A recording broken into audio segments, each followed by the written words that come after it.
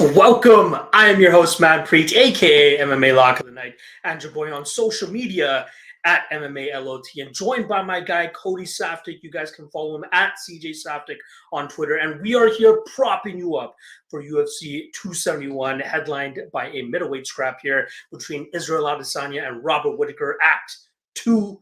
Can't wait to see how this one goes down. But Cody, it's been like a full month. Actually, you know what? About 3 weeks since the last time I saw your face. How you been doing, brother? Good, man. Good. Trying to keep warm in this terrible Canadian winter, but we deal with it every single winter. So I got to get used to it eventually. But besides trying to keep warm and hit some hot parlays, just status quo, keep it busy. So that's about it for the most part. We got a UFC 271. Looks good. I'm excited for it. You and I obviously get together for pay-per-views, so there's always that extra little feel on the card. But I'd be lying if I said I wasn't worried about Texas judges, man. So I'm looking to circle in on fights that maybe finishes as opposed to my general strategy of decisions because Texas judges, man. Bobby Green, buyers beware. So anyways, glad to talk with you and jump into things. Talk about like not wanting to play Bobby Green on a Houston card or a Texas card. God, this one's gonna have you cringing a little bit. I will say this quickly about the Canadian weather. At least we're not having to shovel piles and piles of snow that we got over the last 2 weeks. That's starting to seem to simmer down. The sun's finally coming out. All this stuff is finally starting to melt. So I'm glad that hopefully we're gonna start seeing our lawns very soon. But as long as there's no more snow in the near future. But yeah, this 271 card, great fights all around, and I'm very much looking forward to it. First and foremost, though, let's give a quick shout out to our guys over at the All-Star for hosting the show one more time for us. And got a couple other sponsors as well that we've been partnered up with. CLOUDBET, as I tweeted out earlier today or even yesterday, actually. We have added a city kickboxing over-under for it to hit. So there's Blood Diamond or Mike Mathetha, whatever the freaking name. I still don't know what name they're going with yet. Blood Diamond. Yeah, exactly. We'll go with Blood Diamond for the sake like of it. So, Blood Diamond, Carlos Ulberg, and Israel Adesanya over-under 1.5 of those fighters hit or win, I should say. And I believe the over 1.5 was at -185. Under is at +155. So if you guys want to hop in on that, CLOUDBET is in the description below. So make sure you guys go show them some love. And then lastly, make sure you guys show BOVADA some love as well. If you haven't actually signed up to those guys, very solid bookie. I'm sure Cody's on BOVADA as well, or at least Bodog, which I believe is the Canadian equivalent as well. But yeah, $250 welcome bonus from BOVADA on your initial deposit. So make sure you guys go show them some love so they know that the proper New Up crew is alive and well. All right, Cody, let's not waste too much more time because we got 15 fights to get through, starting off with the aforementioned Blood Diamond, a.k.a. Mike Mathetha, going up against Jeremiah Wells. You love that name, don't you? You love that. Yeah, well, I mean, come on. He's got a good gimmick. He's got a good personality. If I hadn't seen Carlos Ulberg blow his UFC debut, maybe you'd have like a little more respect for this guy coming in with just a kickboxing base, but come on. How many guys go just – you got War Machine, you got Crazy Horse. It seems like those guys generally go off the rocker at some point. Mike Mathetha, not quite off the rocker, but you see that 2-inch scar going across his like not even his hairline, his forehead. Yeah. Like, oh, man, this guy's been in some battles. I think he's like 55-12 as a kickboxer, so I'm excited. Yeah. Unfortunately, styles do make fights, and I don't know what to expect. Exactly. That's what we're going to get into right now. There's a reason Jeremiah Wells is currently sitting at -235, and the return on Mike Mathetha is about +190, or I should say Blood Diamond. I keep fucking it up. All week I've been saying Mike Mathetha, but just for this podcast, we'll go with Blood Diamond. Pretty easy stylistic matchup, right? You got a kickboxer with the Blood Diamond side, and then obviously you got Jeremiah Wells training out of the same gym as Sean Brady at the Daniel Gracie gym, I believe, over there in Philly, if I'm not mistaken. And more often than not, he fights similar to Sean Brady. He wants to get the fight to the ground and really just rough his opponents up on the ground. Obviously, we saw him pick up a big win in his debut against Warlley Alves. Beautiful finish of him there. I think we see something similar here. Maybe not so much on the feet, but I think he gets this fight to the ground pretty easily, and then from there he should be able to do some easy work on top. 3-0, this Blood Diamond guy, and his MMA record, it's 3-0, yeah. But in terms of his performances, yeah, he's undefeated, but pretty sketchy performances in terms of when you actually run the tape. You know, I mean, the last fight that he had was easily getting controlled up against the cage, and although he was having tremendous success with his knees and his Muay Thai work inside that clinch area, it seems like he's primed to get taken down. And I feel like a guy like Jeremiah Wells, as strong and powerful as that guy is, more than likely you'd be able to grind this fight to the ground, and then from there maybe find a submission or a TKO from top position. I like Wells here. In terms of a prop, I like Wells inside the distance. Let's get a little bit greedy and try to seek that finish here. Wells inside the distance is currently sitting at minus 165, so a little bit of juice on that. We don't often see that on an inside the distance line, but given how these guys match up, you got to believe Jeremiah Wells just cuts through the sky like butter, especially when this fight hits the mat. How are you feeling about this one? Yeah, the the under 1.5 rounds is like currently sitting at minus 160. So it's a good indicator of how people think this thing's going to go. It should be quick. If Wells wins, it's going to be with his ground game. He's going to complete the takedown. He'll go to work from top position. And whereas you're looking at that inside the distance at minus 160, I find the submission prop way sexier, plus 175. Because realistically, he's a BJJ black belt. Not only that, he is at a Renzo Gracie Philly. They're known for being really good power grapplers, and he does have a similar style to Sean Brady in that once he gets his wrestling going, he's got a smothering top game. Against Warlley Alves, he never got his wrestling going whatsoever. However, he takes the fight on like 3 days' notice, and Warlley Alves is also BJJ black belt. The Vinicius Jesus fight, which is his last loss, his wrestling looked terrible, but it's a 5-round fight. One has to imagine he probably just paces himself, and since that fight, he's been way more aggressive. So they think he's going to come out ultra aggressive here, probably hunt for the takedown and try to get a submission. I would probably agree with that assessment. Looking at the props in this fight, I missed the line on the under 1.5. So at minus 160, I don't like under 1.5, especially at minus 160, truth be told, because at some point they could come out feeling out process. Wells could get a takedown and grind him a little bit to open up that submission. So I don't love it anymore. But plus 175 for a submission prop, one guy's got legitimate jiu-jitsu, and his game plan should be take this fight to the ground, path of least resistance. Blood Diamond, I wouldn't call him a high-level kickboxer.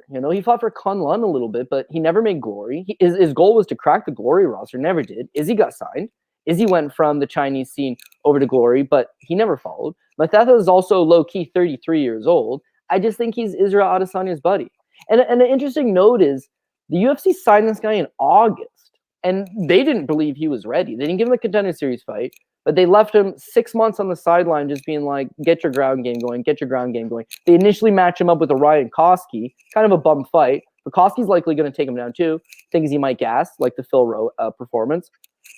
But Wells is a short-nosed replacement. He fought great short-nosed against Warlley Alves. The guy's way tougher of an opponent than Orion Koski. Like, it's all there. So I'm going to go plus 175 submission prop. I like it as well. A couple people in the comment section are picking up on it too. I'm going to kind of state it as well. Your mic seems to be rubbing up against either your zipper or your jacket, and it's creating a little bit of little bit of a noise. So I'm not sure if you're able to fix that moving forward. But yeah, I absolutely agree with you. If you want to take a specific prop on Jeremiah Wells, that sub prop looks quite nice. All right. Let's move on to the next fight here. Sergey Morozov going up against the UFC veteran Douglas Silva de Andrade. In terms of odds, minus 210 on Morozov, plus 175 to return on Andrade. The interesting thing here is that Morozov was actually an underdog in his last fight against Khalid Taha. And I believe that was kind of a market overcorrection in terms of him fighting Umer Nurmagomedov the last time around. Of course, you're going to, as a plus 400 underdog, you're going to lose, to a guy, Umer Nurmagomedov, who had him covered in pretty much every aspect of that fight, right? Grappling, striking, much better everywhere, and he was able to finish him. So I think a lot of people were just low on Morozov after that, thinking that, oh, look what Umer was able to do to them. Taha should be able to do the same. But I didn't really understand that. I was happy to catch the underdog favor on Morozov, and I'm glad that people are starting to see what type of fighter he actually is, because he's a solid fighter, man. His boxing is slick. His takedown, obviously, that's kind of what he was leaning on in that Khalid Taha fight, and he landed 6 of them, got 8.5 minutes of control time in a 50-minute fight. Pretty much how he wanted to draw up that fight. That's how he was able to get it done. Now, training down there at American Top Team, you got to believe that they have a perfect game plan to go out there and execute against a guy in Douglas Silva de Andrade, who's still, kind of flashy on the feet at times, but still has some power, right? Likes to throw spinning shit at times, has some big power. But one thing that is constant in fights, if somebody wants to get him down, more than likely they're going to be able to get him down. And that's exactly what Morozov does here. I know people, if they just see the Renan Barão fight on his record, they're like, oh, of course he beats that version of Renan Barão. But if you guys go back and watch that fight, man, if it was maybe a different ref, that fight probably would have been a hand and brow fight. Took him down numerous times in that fight, held him down, and got stood up by the ref by like 2 or 3 times because he, I thought he was a little bit active. He could have been more active, don't get me wrong. But if there was another ref in there and he didn't stand that fight up, Douglas Silva was on his way to losing that fight. But yeah, Morozov more than likely will be able to get this fight to the ground and grind him out. He's honestly, at the chalk price, he's my favorite spot on the card. I think he absolutely does work here against Douglas and takes home a decision victory. So decision for Morozov, that is currently hanging at plus 110. I love that spot. I think that's how he wins. Douglas, again, he might have cardio issues at times, but the guy's durable, man. He can take a shot. He can take a little bit of a beating unless your name is Piotr Jan, and that was a corner stoppage. Obviously, his corner had to step in and stop that fight because he's too durable for his own good. But I'd be surprised if Morozov is able to replicate what Jan did in terms of devastating blows from on top. But I do think he'll be able to replicate the getting the takedowns and just grinding out Douglas and really just putting a stamp on this fight. So yeah, I like Morozov, very big here, and decision is probably the way that I'd go. How are you feeling about this one? Yeah, I'm just going to add on. I got Morozov decision plus 130, and then the fight to go the distance at minus 160, which I didn't even think that was really that bad of a price tag. But yeah, truth be told, Morozov is a good takedown artist. He fights that Russian style where he just wants to grind you up against the cage, complete takedowns, and then set up shop on top. That is a winning strategy. Sometimes it's not the most entertaining. Sometimes it's not the most fan-friendly. But in terms of cashing tickets, that's the kind of style you want. Morozov is a former M1 champion. He lost to Movsar Evloev. Once Evloev went to the UFC, he was kind of the guy. Now that he's in the UFC, yeah, one loss to Umar Nurmagomedov, but outside of that, I think that you're going to start seeing his true color shine, and that's he can kind of do everything. Not a generalist because he likes to get his ground game going, and that's his specialty. But the guy can strike as well. His cardio, not that bad. His chin, pretty solid. Now you look at his last 3 wins. Khalid Taha, he dominates, gets the takedowns going. 8 minutes of control time, like you mentioned, decision victory. The fight with Josh Reddinghouse, last fight before coming to the UFC, decision. The fight with Alexander Osterov was a title fight, so it's a 4th round finish. So in a normal circumstances, 3-round fight, it's also a decision. I'm going to agree with pretty much everything you said. I think he completes the takedowns. I think he holds down Andrade for as long as he can and en route to a decision victory. If Andrade was able to stuff the takedowns and box him up and for whatever reason springs the upset, I still think we're good on that decision prop. So minus 160 fight goes the distance. Morozov by decision plus 130. We're on the exact same page here. Love it. Love it. All right, let's keep it going. Next up, we got Jacob Malkoun taking on AJ Dobson. A ton of line movement on this fight throughout fight week. AJ Dobson was closer to minus 150, and minus 150, and now he's down to a pick and price here against Jacob Malkoun. AJ obviously successful in his Dana White Contender Series fight where he beat a guy, I believe, Hashim Arkaga, who missed weight for that fight, and AJ Dobson absolutely made him pay, dropping him numerous times in that first round, and then eventually sinking in a no hooks rear naked choke at the ending of that first round to be able to get the win. Limited tape on the guy, right? Because he goes out there and just dusts dudes, and it's hilarious because all of Malkoun's UFC opponents thus far have fought in a similar fashion where they're like round 1 or bust kind of guys. Obviously, he failed the Phil Hawes test in his UFC debut. He comes back and springs the upset over Abdul Razak Al Hassan, and now he gets another guy in AJ Dobson, who's probably the least talented out of all 3 of those guys in total, but still has some scary power in his hands. He trains out of, I believe, the Immortal Martial Arts Gym over there in Ohio under Matt Brown. Obviously, you see Mark Coleman in his corner a bunch of times, so you got to believe that his wrestling is kind of shaken out, and he might be ready for that Malkoun style, which is obviously grapple heavy, try to take the fight to the ground and get that jiu-jitsu going. But this is going to be his toughest test. Got to be, right? Like, who are these guys that he's fighting on the regional scene? And even the guy that he went to a decision with, that guy was 2-1 at the time, now sits at 3-7, right? So there's not much that we can really even take from that fight, even if we had access to that tape, which I was not able to find. I even shout out or hit up the Iron Tiger series guys and try to get the tape from them. Seems like they don't have it either. But even if we did, like I said, we might not be able to extract what we need to from there. So the way that I actually played it was violence. Because I'm not sure, like I said, how good Dobson's jiu-jitsu is going to be. Like, we saw some of it against Arkaga, but that's Arkaga rocked and on wobbly legs for the majority of that fight, and that's how he was able to get the rear naked choke. But now he's going up against a legit like guy in Malkoun, who's won a ton of titles down there, I believe, down under and for BJJ, and he's more than likely going to want to get into that spot. So the spot that I went with was the under 2.5. I got minus 145. I see minus 160s and minus 150s hanging around, but Dobson KO plus 180. Malkoun submission plus 700, which I think is a ridiculous line considering I feel like he could get it there. And then at that point, that submission prop is more than likely going to be live. I like the under 2.5 here. I'm expecting violence from either side. I'm officially picking Dobson to eventually get that knockout because this fight will more than likely be on the feet for a certain period of time. And from that spot, I do think he'll find that KO blow. But I'd rather cover my ass in case Malkoun does drag this fight to the ground and end up locking up a submission. So maybe a sprinkle on that plus 700 Malkoun by sub. But my main money is on the under 2.5 here. How are you feeling about this one? Yeah, I like the Malkoun submission sub at plus 700. The issue is that Malkoun, BJJ black belt, right? ADCC competitor. I think he won the trials. And he's Robert Whittaker's jiu-jitsu coach. He doesn't have any submission victories as a professional, no submission victories as an amateur. So to say he's going to submit a guy is pure theory-based. Doesn't mean it can't happen. It's just you're really going with the narrative there. And I almost want to buy into it because there's a first time for everything. And I think that the submission would be, again, is probably his best path to victory. AJ Dobson, couple flaws with him, right? So first of all, he is out of Immortal MMA over in Ohio, but he's out of Louis Simmons' powerlifting gym. The dude was a powerlifter for a while. So what you'll notice about his record is he fights amateur 2012. 2012, he's an amateur. This is 10 years ago. He loses to John Gunther in his last amateur fight. No big deal. It's a long time ago. But turns pro 2016, fights once. 2017, active, fights 3 times. 1 fight in 2018, and then takes 2 years off.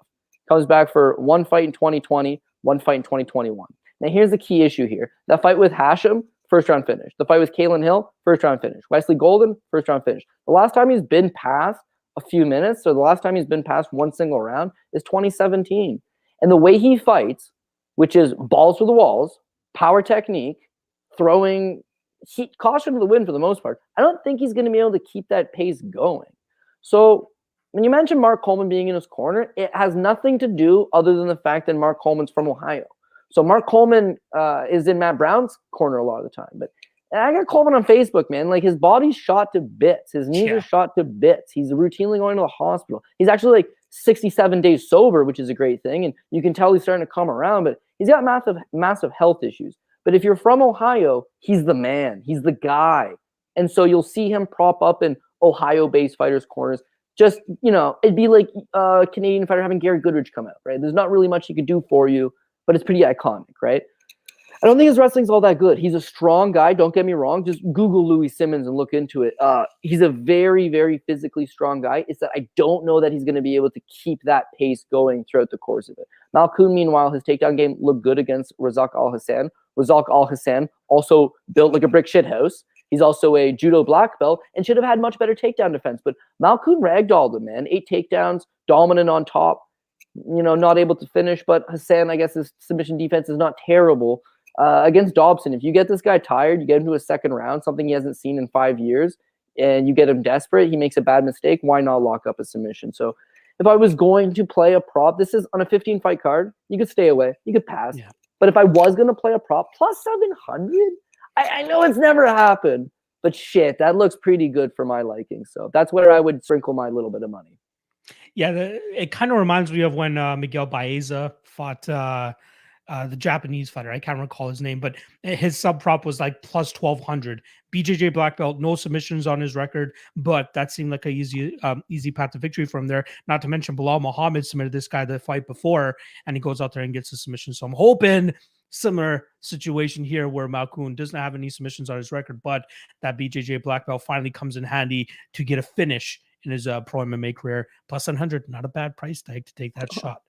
All right, let's keep this moving along. City Kickboxing number 2 fighter here. We got Carlos Ulberg going up against Fabio Cherant. In terms of odds, obviously heavy chalk on Carlos Ulberg, minus 255 on him, plus 205 the return on Fabio Cherant. Man, Fabio was looking good against William Knight at first until that one body kick lands. And then ultimately he crashes forward with a poorly timed entry with the strikes and eats just a hellacious counter from thick William Knight. And Knight absolutely starches him that night. I was live for that fight. I was in the Apex for that fight. And the one sound that sticks to me to this day is that body kick that William Knight landed. The loudest thing I think I've ever heard. I've been to or not even hundreds, but a ton of MMA shows, pro MMA shows, from Substance Cage Combat to UFC events, all that type of stuff. I've never heard a strike land like that with that type of impact. And funny enough, I watched it back afterwards. John Anik comments it right away. He goes, man, the sounds or the acoustics of the apex are crazy. And then right after that is when William Knight gets the knockout. But Fabio Cherant, man, I don't know what he's really good at. Like he sometimes you see him go for takedowns, like in the Myron Dennis fight. Sometimes he's low output. There's not much to really like about his game. I know he's aligned himself with Sanford MMA, so hopefully they're able to kind of put together a solid game plan here, which should be centered around takedowns, right? You got to take this Carlos Ulberg guy to the ground and beat him there. And even in my Kennedy and Zechuku breakdown for that Ulberg fight, that's the same thing that I said. I'm like, Kennedy needs to get this fight to the ground to have success. But he didn't. He just struck with him and he just pushed him. He put on a pressure that Ulberg was not able to keep up with. And sure, it didn't look good at sometimes when he was turtled up against the cage and kind of just hoping that Ulberg is going to tire himself out trying to finish him. And that's what actually happened. But there's certain cases where referees probably would have stepped in and stopped that fight because all he's doing is covering up and just eating shots. I don't see Fabio getting away with something like that. I think that one of those shots is going to catch him clean on the chin, and I think he's going to go down. Am I paying minus 255 on Carlos Ulberg here? No, but his KO is probably the spot to go, right? Like if he's going to win this fight, that's probably how he wins it. Minus 135 is what that currently sits at. And last thing I'll say about this fight, and then I'll pass it on over to you. He does have one fight on his record where he has won it by decision by just outpointing the guy from the outside. And that's because the guy just accepted fighting at kickboxing range. He didn't enter in, try to close the distance and get any grappling, any crazy striking or anything going on. He was fine with getting touched up by Ulberg for 15 minutes from the outside. If Fabio wants to do that and doesn't want to take any chances trying to close the distance, we could see this go the full 15 minutes and Ulberg being okay with just striking from the outside. Because you got to wonder, like, how does that last fight play into his mentality where he kind of let it go and just couldn't ultimately find the knockout, and then his gas tank ultimately suffered for that? Is he going to want to just stay on the outside now, conserve that gas tank, and just beat this kind of 50-minute kickboxing match? Who knows? But I know that anytime Fabio Cherant gets touched on the chin, more than likely this guy's going to go down. That's why I'm going to go with Ulberg KO minus 135. But I'd be lying if the Ulberg decision at plus 450 wasn't, just in the back of my head, just whispering, hey, don't forget that one fight. Don't forget that one fight. But Ulberg KO is what I'm going to go with. How about you? Yeah, I don't think this thing's going the distance personally. I love decisions, but yeah, I honestly think that Ulberg's going to catch him, but even if he doesn't catch him, he's going to die trying. He's gassed out, and Fabio Cherant will figure out a way to work his way back into it. But if I could guarantee that Carlos Ulberg was going to go in there and fight him the exact same way he fought Kennedy and Njoku, the play would be the round 1 plus 150. I mean, better than the KO prop. He's good. Not bad. The way he fought Kennedy, he came straight at him. It went guns a-blazing. Kennedy took some hellacious blows that I just don't think Fabio Cherant would. It's like you mentioned in your breakdown. Is that going to play into his head? Is he not going to think to himself, I bum rushed the last guy and I got tired. So this time I'm going to hang back and use my superior kickboxing. But even if he does that, I still think it goes good for him. See, here's the one thing I noticed about Fabio Cherant. You watch the Alexa Kmore fight. The first round, he's very tentative, right? He's unwilling to engage. He lands hardly any strikes. The second round, it's as if he is like, I got to turn up the pace. And he goes after Alexa Kmore and eats a flying knee, right? He got a little bit over antsy in that situation. He gets himself knocked out. Not the end of the world. The Alonzo Menafield fight, he comes right at Alonzo. Alonzo picks him up, body slams him, the people's body slam right into a Von Flue choke. Doesn't go very well for him. But let's key in more so on the William Knight fight, because you were in the arena, so you know what's up. He starts out good. His technical boxing, not half bad. Quick enough hands, decent accuracy. He's doing a good job of using that height and reach advantage that everybody who fights William Knight has, right? So that's what he's doing a good job of. But at some point, he eats the body kick. At some point, he just throws his game plan out the window and goes right in at the thickest dude in the division. Eats a counter punch that just knocks him out completely. So I can't, if the game plan for Ulberg is bum rush him and it's a crazy pace fight early, I think Ulberg catches him. If Ulberg just hangs back, tries to play more tentative, like you said, Fabio at some point is just going to make a mistake. And a high-level kickboxer should be able to capitalize on that mistake. If Fabio's smart, shoot the takedown. Because even if you don't get it, you're going to gas him out by him having to defend all these takedown attempts. And if you do get it, great. Don't have to stand with this guy. So for the money line, minus 225, yeah, I wouldn't feel it. I wouldn't really feel for Ulberg. As far as a singular prop, I went with what you had. No great confidence on it, but Ulberg TKO -130. I wanted that round one +150, way better. But I settled with it could happen in the second round. It could happen the over 1.5. The best straight up prop would be the TKO -130. So that's where I ended up going as well. I like it. All right, let's move on to the next fight here. We got Alexander the Great Hernandez going up against Renato Moicano. In terms of odds, -160 on Moicano and +140 on Alexander Hernandez. Now, Hernandez obviously coming off a starching of Mike Breeden in his last fight, but that's kind of how it goes for Alexander Hernandez, right? When he fights that level of guy, he goes out there and starches them. Chris Gritzmacher, another guy he was able to starch 2 or 3 fights ago. But when he takes steps up in competition, and I'm guilty of this, I thought he was going to go out there and do work against Thiago Moises, but Moises beat him at his own game pretty much, right? Like just staying out there, striking with him. I felt the only way Moises was going to win that fight was if he was able to get his jiu-jitsu going, and I thought Alexander Hernandez had the better wrestling, but we didn't even get to find out, because he touched him up on the feet for 15 minutes, hurt him and rocked him a couple times, and had so much success being the much more technical striker that night. But here against Renato Moicano, Moicano, great striker from range, as long as his durability holds up. A lot of people kind of forget the Rafael Fiziev fight because they just remember the knockout, but he was having good success in that fight against a guy who, is -260 against Rafael dos Anjos next week, right? Like he still has good striking chops, but I believe it was after the Damir Hadzovic fight where he was like, I got to stop going out there and striking with these guys. I got to use my bread and butter, which is takedowns and jiu-jitsu. And it's been working out for him when he actually is able to do that, right? Maybe not against Fiziev. And he did shoot for a takedown there, even after rocking Fiziev, but Fiziev did a good job of keeping that fight standing. That's where my concern comes here. Like, is he going to out-wrestle Hernandez? Does he even need to wrestle Hernandez, though? Can he just stay on the outside and strike with him and then eventually just wait for that opportunity to either catch a trip or jump on his back or even just get his jiu-jitsu going in some sort of unorthodox way? Because he's tall, lanky, and he can obviously take advantage of that in certain spots. He's obviously the better fighter, but it always comes to question his durability. Like, will he be able to eat the shot that Alexander Hernandez is inevitably going to be able to land in this fight? I don't know. I just don't know. That's what's giving me the concern on the Moicano part. I do think that this fight is live to go on the under, though. The under 2.5 is something that I was looking at, which currently sits at around -120, -115, depending on the spots that you're looking at. But Hernandez KO, obviously, right? That's kind of his best path to win this fight, +275, or Moicano club and sub. We've obviously seen Hernandez had to deal with that. I believe that was against Cowboy Oliveira. Cowboy Cerrone. Oh, it looks like Cody dropped his mic, but it's all good. No.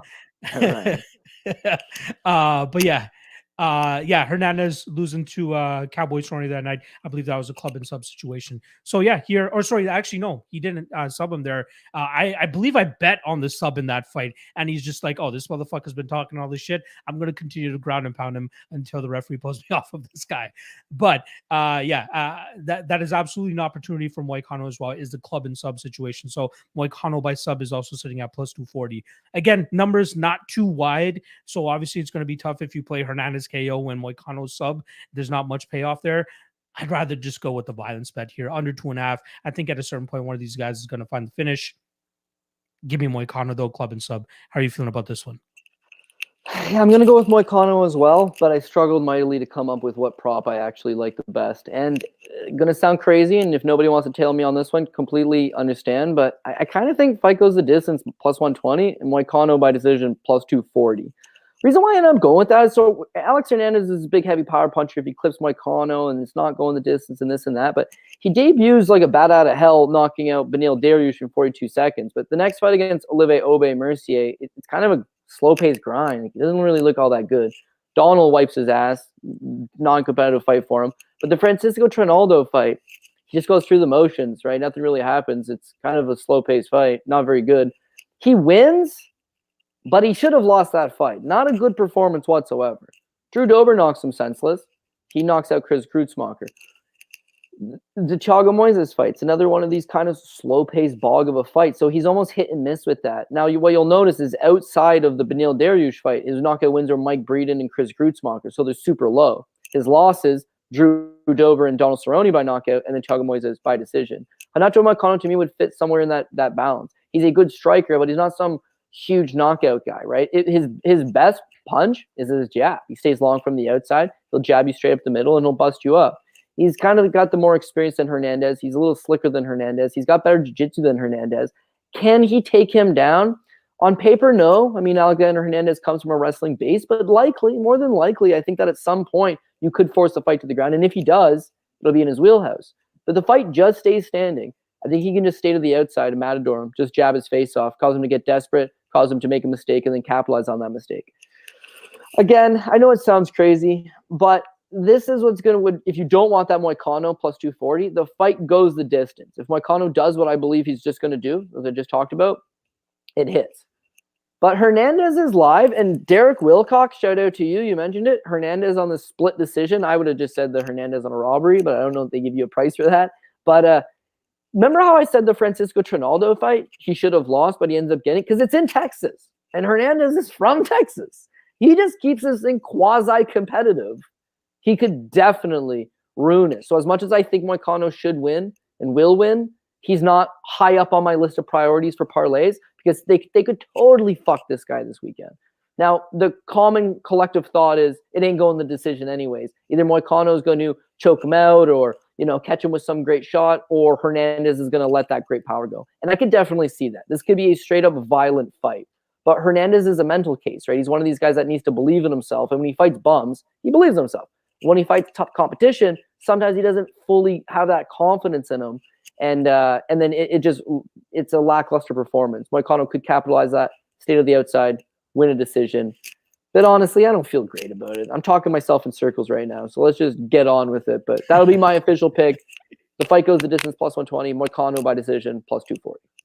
If I'm not mistaken, John, who obviously provided us our history best props that we're going to share at the end of it, he picked Moicano by decision as well. So it's not just me or you that feel that's live. Obviously, John does as well. And for those that don't know, John is the one that is propping you up with me for the fight night episodes. All right, let's keep this train moving on. We got Ronnie Lawrence going up against Mana Martinez.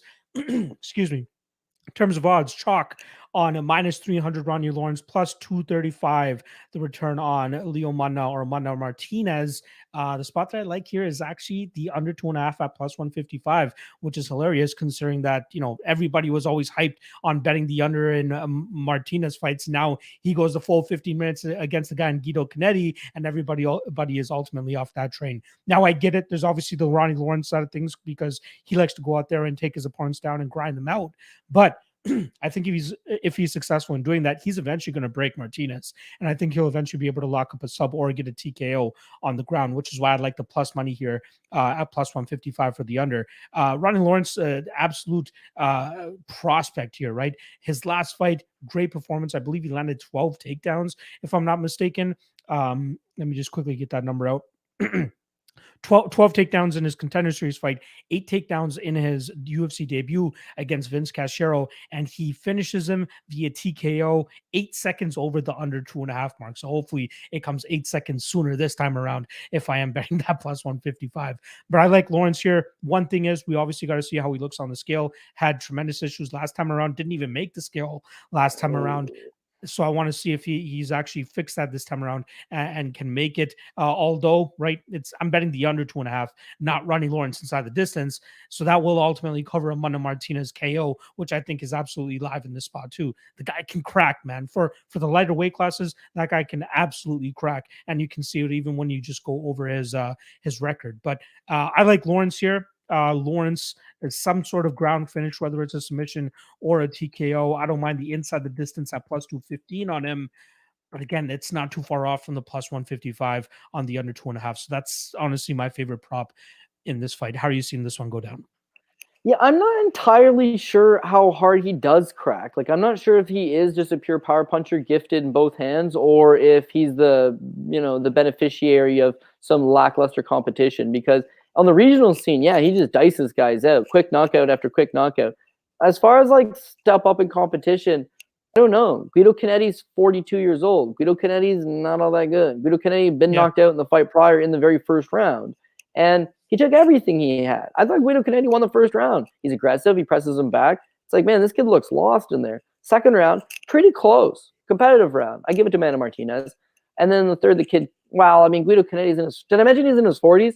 Took 3 years off from the sport because of an USADA ban and is not known for having good cardio. So, yeah, okay, Mana Martinez was the third round there. I didn't think he looked good. His coach, Saul Solis, had passed away. It was emotional for him. It was his first time getting extended in some later rounds. Like, he's 25. He's green. He's still got some improving to do. Whereas with Ronnie Lawrence, yeah, the takedown game should be on point. You see what he's able to do. American top team, but just progressively getting better and better. Ronnie Lawrence comes from a striking base. Sanford, actually. Sanford MMA. But yeah, continue. He's at Sanford now, too. Yeah. If you were ever not going to be at ATT, Sanford would be a good second choice. I think the world of this kid. He's 27 years old, but he's got that Tennessee toughness to him. And besides that, he's got good cardio, good pace, good wrestling, good striking, durable. It seems like he's going to be a legitimate prospect in the division for some time to come. The one issue is his last fight. He doesn't make the weight. Tapology officially listed as botched weight cut, illness related. So I was like, oh, I mean, kid fucked up. Kid's a little big for the weight class, and he fucked up the weight class. So the weight cut. So I get it.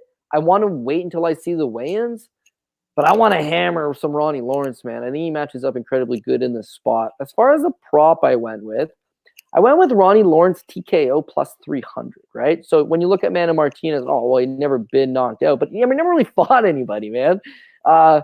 He's never fought anybody with the wrestling, the pace, the tenacity. And with Ronnie Lawrence, some of his early fights, maybe decision here and there, like I get it. The beating he put on Vince Cachero was complete. It was pillar to post. It was the entire fight.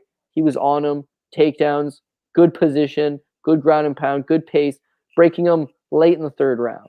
But he kept going the entire time. Like you said, 8 seconds over 2.5. But he's going for the finish the entire time. And I think this young kid, Mana Martinez, could be a little bit out of it. Again, Martinez is also from Texas. Card's in Texas. It's going to be a big crowd. I imagine he's going to have a lot of friends and family. And he's young. I just think the moment's probably going to get lost to him. And Ronnie just pounces on this kid. So Ronnie's a prop piece for me this week. But unfortunately, I can't lock him in right now. I have to wait and see what happens at the weigh-ins first. Yeah, I absolutely agree with you on that. All right, let's move on to the next fight here. Not sure what's going on with my throat. Just give me 1 second. All right, let's get this going. Next up, we got Thick William Knight going up against Maxime Grishin, plus 145 on Knight, minus 165 on the Russian. Kind of a tough fight to call here, right? Sometimes William Knight is just a little bit too low volume, too low output, like the Fabio Cherant fight, right? We were talking about it a little bit earlier, where Knight just wasn't doing anything. He just allowed Fabio to kind of get his game going, but it didn't end up mattering anyway because he carries so much goddamn power that he can turn off your lights at any point in this fight. But with this Maxime Grishin guy, man, Maxime's very tested in terms of the amount of experience he has, even before coming into the UFC. I think one of the main things that they kept touting on him during his UFC debut is with the fact that he has a submission victory over Alexander Volkov way back in the day. So this guy is a big dude, especially at light heavyweight. In terms of how they match up in terms of stature, 6'3" Maxime Grishin, 5'10" William Knight. So that's what, like a 4 or 5 inch reach advantage there, or height advantage. And then in terms of reach, he has a 5-inch reach advantage on him too. I think he can go out there and kind of stick him and keep him at range and kind of just do what he does from the outside. It's not too bad, right? He had a pretty good kickboxing fight against Dustin Jacoby until he started to slow down in that second and third rounds, maybe due to the weight cut, right? He missed by 4.5 pounds that night. But he was having a damn good or making a damn good account of himself in that striking realm against the guy who was supposed to be the better striker that night. The main thing here is just staying away from that William Knight bomb, right? I could see also another scenario where Maxime Grishin tries to replicate what Da Un Jung was successful with William Knight, tie up with this guy and drag him to the ground, because he seems to struggle on the ground, because he only has 2 forms of defense on the ground. Hold on to you until the referee eventually stands you up, like the Cody Brundage fight, and Brundage obviously paid for that very dearly, or not get up. The guy doesn't do a good job of getting up, and I feel like a big light heavyweight like Maxime Grishin could absolutely hold him down. If Da Un Jung was able to do it with the same goddamn takedown every single time, I feel like this Russian and Maxime Grishin could do the exact same thing. So I would plead with people to not take Maxime Grishin's performance from his heavyweight fights against, especially against Marcin Tybura, as his finished product. The guy's a solid fighter. like I said, a tremendous amount of experience and can win this fight in almost any realm that he wants. It's all about staying away from that big power from William Knight. And I know William Knight, I believe he has 2 decision victories on his record, but his style is not great for winning decisions, right? Of course, the Alonzo Menafield fight, I thought Menafield got robbed in that fight. I believe it was 1-1 going into that 3rd round. And it was, 4 minutes of control time for Alonzo Menafield up against the cage. And then William Knight breaks away, throws a couple big strikes, lands maybe one of them, and the judges give him that round. Doesn't make much sense to me, honestly. He doesn't have a decision-friendly style, and I think that Maxim Grishin will be the much better minute winner in this fight. It's all about staying away from that goddamn power, though. If he can evade that, I think he wins this fight, and I think he's going to try to play it as disciplined as possible, not overextend too much, leaving himself to get knocked out, which is why I like Grishin by decision here, plus 150, over 2.5 is at minus 110. Not too bad either, right? Again, if somehow William Knight squeaks out a greasy decision himself, we're covered in that aspect as well. But I'm on the Grishin side here, plus 150 decision. Give me all of that. How you feel about this one?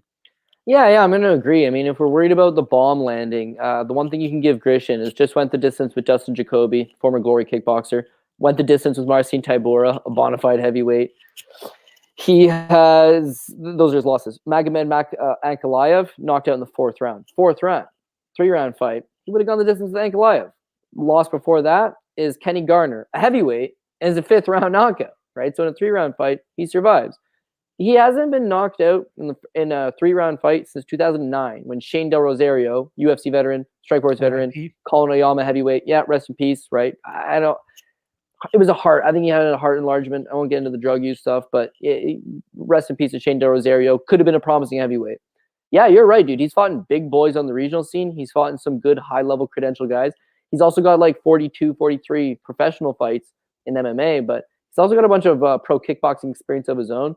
Maxim Grishin, decent enough, but he's 37 years old, and at times he's a tad bit lackadaisical in there for me. The Marcin Tybura fight, short notice, up a weight class, he does nothing. He just got smothered up against the cage for the entirety of the fight.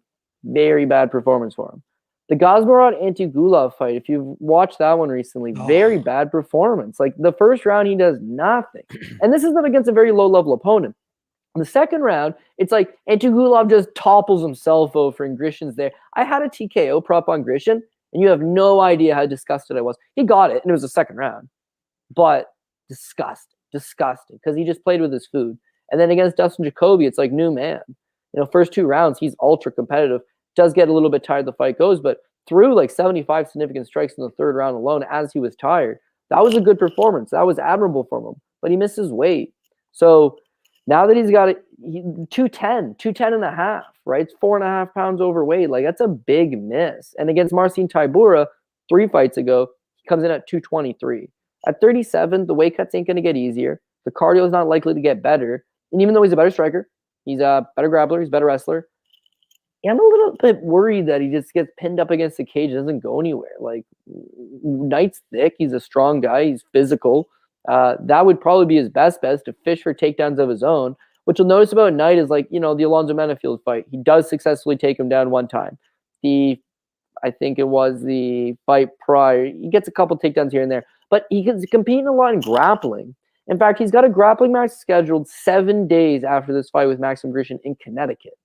Just had a grappling match at the beginning of the year, January 8th, where he won by rear naked choke. He's focusing a lot on his grappling. And if he just goes out there and just spams cage work, a few occasional takedowns, and just tries to lean all that muscle on top of him when he does get on top and nothing happens, it's going to be a bog. It's going to be a slow bog, a grind, and I'm going to get burned on it. So I'm not really running to the bookies window to place my bets, but I got fight goes the distance minus 120. If Knight wins, make it a bog. That's his path to victory. If Grishin wins, he could knock Knight out. Like, he's got much better striking, but if you, again, look at his record, he doesn't really knock out high-level guys. So I think he'll probably just keep Knight on the end of his punches, outstrike him, grapple heavy a fight, maybe mostly up against the cage. Doesn't result. I'm just trying to find when was the last time Grishin scored a notable knockout. Gazmar Antigulov, mega bum. Yeah, okay. The guy does got some power, but it's few and far between. I think he's got 3 legitimate knockouts on his record in his last 15 fights over the last 4 years. So it's MMA. Anything can happen. I don't think I'm really looking to bet this one heavy, but the prop I like best is the minus 120 fight goes the distance. Yeah, and again, it's always weird when you have a guy like William Knight and you say fight goes to decision, right? That's what everybody was running to the window for the Alonzo Benefield fight, was the fight doesn't go to decision. But sometimes he just, like you said, drags it and makes it a bog type of fight where it's just That slow was and an awful grindy. fight. Yeah, It was an yeah, that awful was an fight. awful fight. And for the record, I lost a lot of money on Alonzo Benefield. I thought he had William Knight outgunned everywhere. Yeah. And went to the scorecards. I also thought Alonzo Benefield had won the fight, but they announced William Knight. So then you get thinking, well, why? Probably the better striking. All Benefield does was spam Hold. a mumble against the cage. And now I'm expecting Knight to use that exact same game plan more effectively. But it's Texas judges. They're very bad judges. And I think it goes to decision. If it does go to decision, it's up in the air, man. Who the hell knows? Both of them are obviously coming off decision fights. And once they both get tired and it becomes sloppy, that's what's going to happen. It'll be 2 punches right into the clinch. 2 punches right into the clinch. You see it happen all the time. I think this is one of those scenarios, but I guess we'll have to wait and see. Yes, sir. All right, let's move on to the next fight. We got Alex Perez taking on Matt Schnell in a flyweight bout.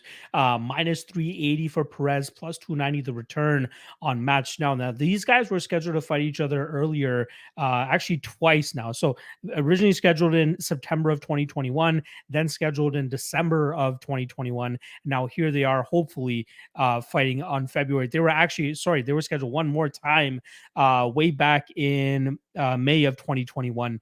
So 3 times. This is going to be their 4th time that they're scheduled to fight against each other. I feel like I've talked about this fight way too many times. So I'm hoping that they finally get it done with so I can stop making breakdown videos and writing up articles about this goddamn matchup. Although I'd be lying if I said I wasn't copy and pasting some of the shit that I did already for these old breakdowns for this fight. But Alex Perez hasn't stepped in the cage since he lost to Davison Figueiredo back in November of 2020.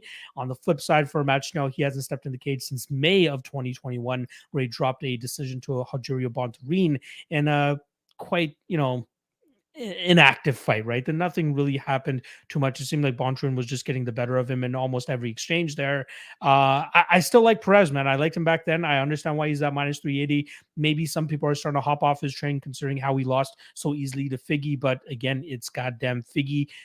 He was a little bit too desperate for that takedown, got caught in that guillotine. I'd be surprised if he get caught in a guillotine once again. We've all seen the clip of I believe it's Hector Sandoval knocking out Matt Schnell with like the littlest punches from on top, and that's always the concern with Matt Schnell, is if he gets dinged properly here, he could probably go out. I believe it was the Tyson Nam fight where I kind of flip-flopped. I had Matt Schnell originally winning that Tyson Nam fight, and then for some reason I flipped to saying, okay, Tyson Nam is eventually going to clip him and knock him out, but put on a pretty good striking performance there, stayed away from the big power of Tyson Nam, and pulled off a split decision victory that night.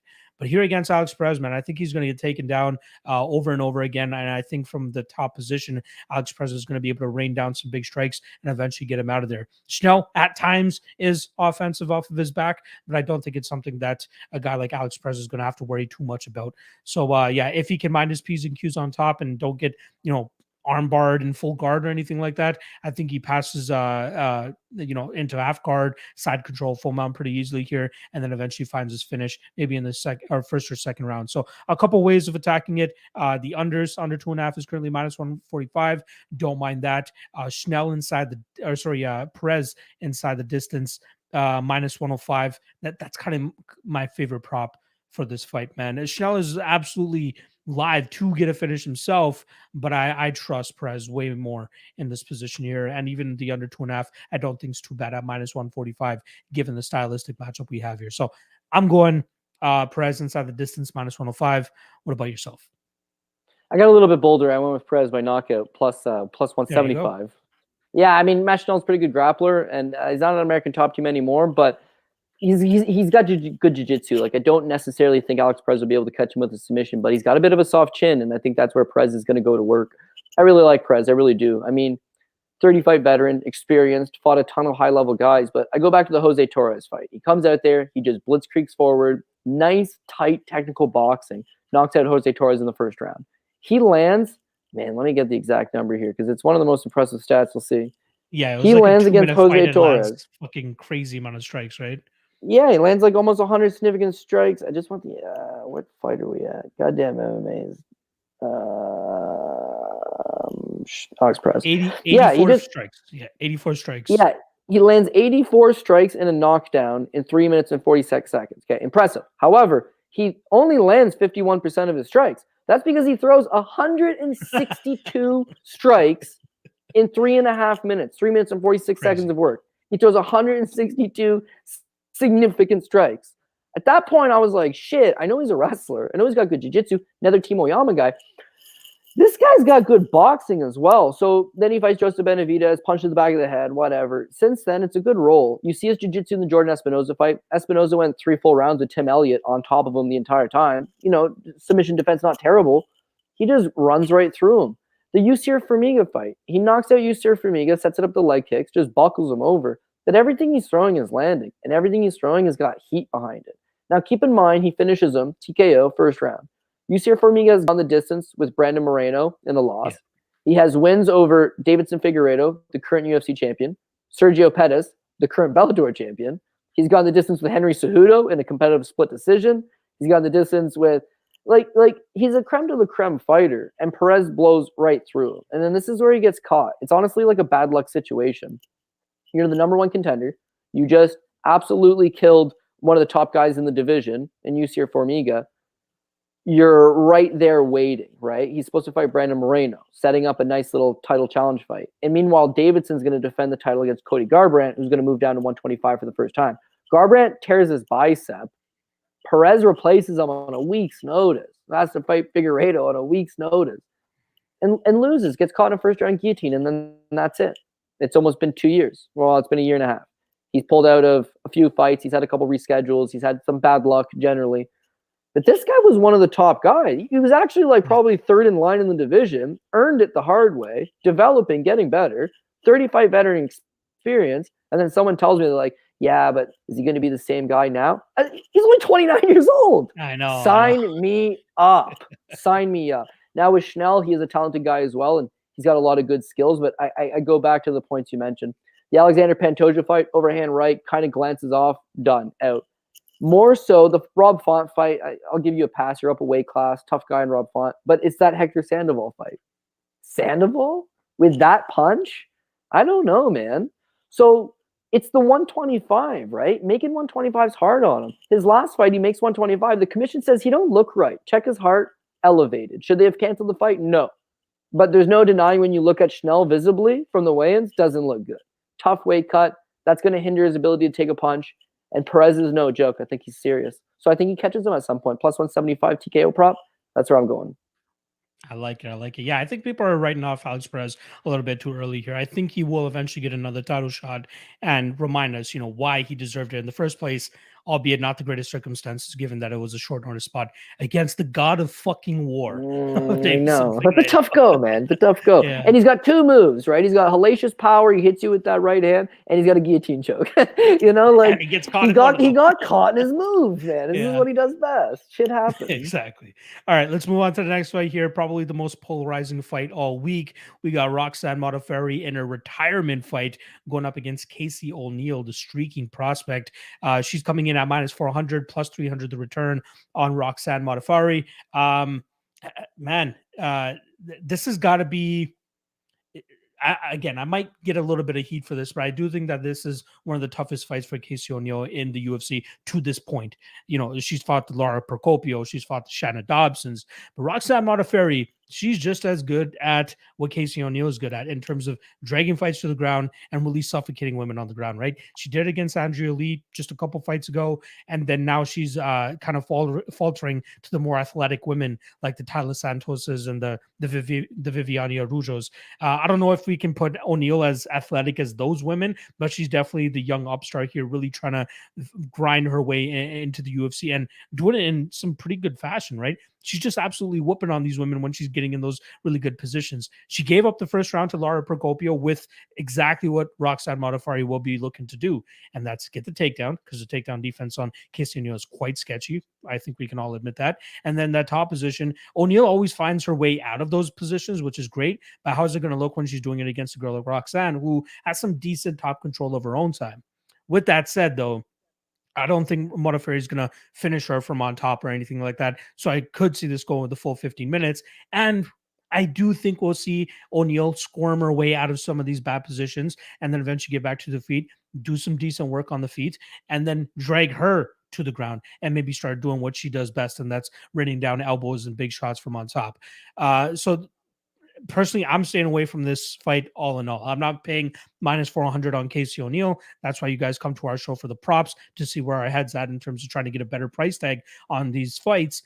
I do think, although Modafferi is quite durable, the last time she got finished officially was back in 2009 by Barb Honchak, and I believe she avenged that loss with a finish of her own a couple years later. But if, on her exhibition record, when she was on the Ultimate Fighter the first time, she got knocked down by Canada's own Jessica Rogosi, who was a boxer coming into that She's show. a pro If, boxer, people yeah, remember. world champion. Yeah, Well, pro boxer. She was able to get her out of there with the TKO of her own. So it's been a long time. Although this is a retirement fight, she's much older now, and she's going up against a very hard hitter like O'Neal. I do think O'Neal will find that top position later in this fight and eventually start raining down those elbows and maybe just win based off of just accumulation of strikes. So O'Neal by TKO plus 300, that's kind of what I'm leaning at. And she's one of those women that, like, she'll go batshit crazy on top and look up at the ref like, hey, you gotta stop this yet? You gotta stop this yet? Okay, let's finally stop this. I think it's happened on at least 2 occasions for her, and I think that this one will be the 3rd occasion for her to get that TKO finish over Modafferi. I'm not putting any significant money on it because I do have my concerns with this being kind of her toughest test in terms of grappling and jiu-jitsu and all that, but I do think she passes it. I do think she gets that finish. I know you have a little bit of a different take, so please do drop your knowledge here. Yeah, no, I mean that's pretty much about it. I see you got me a little more worried than I want to be. I thought Casey O'Neal would just make this fairly cut and dry. I mean, when fighters announce a retirement prior to the fight, it never goes good. Like almost never goes good. And there's multiple examples. The most recent being John Vellante. Motherfucker got a spinning wheel kick to the head from a 300-pound dude because he announced his retirement before the fight. So it's not a great look, and it generally doesn't end in like a happy feel good moment. For the most part. With Roxanne Modafferi, yeah, like there's those little moments here and there. She's cashed these underdog tickets. It's just there's a reason she's retiring. 39 years old. She's the biggest well-traveled veteran in the division, hands down. Women's MMA, who's got more fights than her? But she's 25-19, 19 losses. She loses here, she's going to retire quietly with a 25-20 pro record. Doesn't really scream high level. Doesn't really scream great success, but she's a pioneer. And that's all well and good, but at some point, the sport passes you by. This is just according to her topology, and I've watched all these, right? So the Taylor Santos fight, she's out-muscled, she gives up 5 takedowns, got good jiu-jitsu, but Roxanne's not really jiu-jitsu off her back. She's got good top control, very heavy hips for someone with an unassuming frame, but off her back, I mean, she's defensively sound, but not really doing much. But she had taken this grappling match against Barb Sinowitz, right? Loses by heel hook. Amanda Lowen, armbars her in overtime. An MMA fight against Viviane Arroyo, which same thing, 4 takedowns given up, out-muscled, more physicality. You mentioned it was athleticism, and athleticism was definitely part of it, but everybody's more athletic than Roxanne Modafferi, me and you included. The difference is Roxanne's got that grit, and she was able to get over on these young prospects here and there, but now that you're seeing in the 2 Brazilian opponents, Viviane Arroyo and Taylor Santos, they're just too physically strong, and I think that's her biggest problem. She's not physically strong enough. The Andrea Lee's actually a close fight. I mean, some people actually scored it for Andrea Lee. It's 1-1 going into the 3rd round. But she also gives up 2 takedowns to Andrea Lee. She gave up 2 more to Lauren Murphy, a girl that is just too physically strong. Bullied her around in there. That's how I see this one going. I think Casey O'Neal probably shoots the takedown at some. Well, first and foremost, Casey O'Neal, better striker. Her father was a kickboxing champion. She's been kickboxing since she was young. Roxanne has next to no striking game. So it's entirely up to Roxanne to force her hand and get this fight to the ground. If she can take her down, and that's not crazy, O'Neal doesn't have great takedown defense, but if she can't take her down, O'Neal could plausibly just chop her away all night standing. But I think O'Neal's going to shoot the takedown. I think O'Neal's going to look at the fact that, hey, she's been taken down 9 times in her last 2 fights. She's 39. She's not submitting anybody off their back, and I've got good enough grappling. She's not going to submit me. That's where you take this fight. People can mention the Macy Barber fight. There's another highly touted prospect that failed the Roxanne Modafferi test, but let's be real, dude. She did blow out her knee in the 1st round. That has something that you can't really overlook. I think Casey O'Neal's just maybe not better than Macy Barber right now, but probably better than Macy Barber was back then. And the most thing that I am encouraged by, which is why I'm gonna play this O'Neal line, is the Laura Procopio fight, man. Dude, she did not look good in that first round. I 100% agree with your assessment. She's getting outstruck. She's just not as physical as I thought. She's young. She's green. I don't know what's going on in here, but she's tenacious and she's got good cardio. Those are two things I like. So when she loses the first round of Procopio, no big deal. The second round, she tightens it up big time. Way more competitive, wins the second round. But in the third round, Procopio, she said it was menstrual cramps. I don't want to talk about it. I don't want to think about it. So let's just say she gassed out, okay? So when Procopio gassed out and started to slow down, O'Neal put the foot on the gas. Excellent cardio. The Antonina Shevchenko fight, early in the first round, she didn't look good, man. She got taken down by Antonina Shevchenko. Like, not a great look. And then same thing. It's cardio. Yeah. And I remember I was celebrating the O'Neal. I was heavy on her. It's striker versus grappler, and it's Antonina Shevchenko, not Valentina, right? And I remember being like, not easy money, because I never say easy money, but joking around and being like, well, that was good. And some dude was like, dude, 5 seconds away from getting stopped. She was in full mount. She looked I was like, 5 seconds? She's in control the whole time. She gets mounted, but you see how effortless it is for her to re-guard, recompose herself, scramble back up to the feet, and then she takes over because she's got good pace, good cardio. I like that about her. Now, the Laura Procopio fight, after the fight, she gets the mic and they say, who do you want next? And they're talking about these big matchups. And she says, I want time off. I don't really, I've been fighting a lot this year and I want to work on new skills and, get a better training camp going. And I want to take some time off. But the UFC likes her. She's hot. Let's not kid ourselves. And she's a good prospect. She's got good skills, very marketable. That's what the UFC likes. So they throw her in there with Antonina because it's an easy matchup and a big name, right? So now they bring her back. She's not drawing Erin Blanchfield. She's not drawing Miranda Maverick. She's not drawing Macy Barber. They're giving her Roxanne, who's got a big name in the division, who's on the Ultimate Fighter, Strike Force, fought all the legends of the game, Pioneer, retiring, 39. We need one more job from you, Roxanne. Don't just quietly drift off going off a win and have a happy day. Use your name and give one more prospect that rub. And that's what's happening here. It's tailor-made, I think, for O'Neal. But you bring up points that if Roxanne goes out there and takes her down, again, possible, she could give her some trouble. More often than not, I think O'Neal's going to find her way to victory. And I think the UFC knows exactly what they're doing by setting up this fight. So in my mind, the only thing that could go wrong is I got it by decision. My official prop is O'Neal by decision minus 105. I like it. The only thing I could see going wrong is, did you watch the last Bellator card? I did. Benson Henderson did not win that shit. Right, but he's a legend of the sport, and from Arizona, retirement. And his kids come out, and the one looks like he's gonna cry, and his wife's there, and the fans are giving him a standing ovation. All this Russian bitch never had a chance when I went to the scorecards, dude. It never had a chance. God damn it. So what I'm getting at is sometimes as a judge, you have a lot of respect for these guys. Arlovski, he gets the rub sometimes because he's fucking Arlovski, dude. It was close. I'm just going to give it to Arlovski.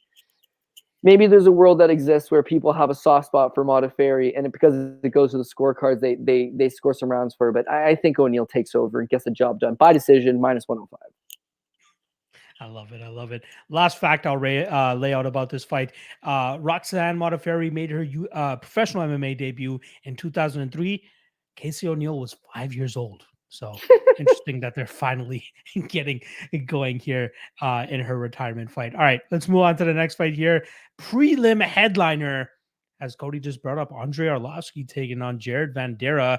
We got minus 145 on Arlovski and plus 125 the return on Jared Vanderaa. Now, on first thought, I'm like, oh, this is probably another Arlovski, just classic. I'm going to stick to my outside and just outpoint you, put up the numbers against you, and that's more than likely how he'll win. I believe that's how he's won 4 out of his last 5 fights over guys like Philippe Lins, fellow Canadian Tanner Bozer, Carlos Philippe, Chase Sherman. Obviously, he dropped that fight to Tom Aspinall sandwiched in there.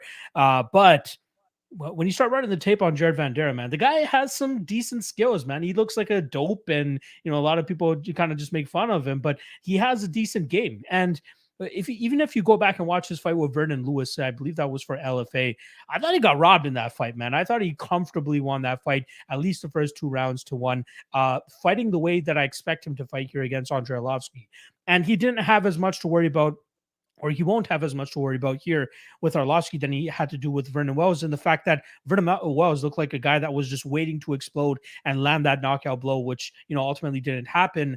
Arlovski's not really throwing with much heat nowadays, right? The guy's just trying to pitter patter, trying to save his chin as much as possible and just touch you up more than you touch him. But that's what Vanderaa did in the Justin Tafa fight, man. Anytime Tafa threw anything, Vanderaa was right back with the combination of his own. And I think obviously Tafa and Arlovski, two completely different strikers, but I like that mentality of saying, okay, if you're going to touch me once, I'm going to touch you 2 or 3 more times right away, right back, so that the judges believe that I was the one getting the better of those exchanges. I personally have a bet on Jared Vanderaa at plus 140. I think he's a decent spot here, as I do think something that he does that the rest of the guys that Arlovski has beaten over this run, they don't strike as well in combinations. And that's the main thing as to why I'm kind of leaning with Vanderaa here is he throws in combinations, 1, 2, 3 punches, maybe a leg kick here and there. He stays active with his leg kick as well. And then at certain times he unleashes his power as well, which I think could ultimately come in handy here against the guy in Arlovski who, his chin has looked decent against, some of these guys that just are one-shot kind of guys like the Carlos Phillips and Chase Sherman.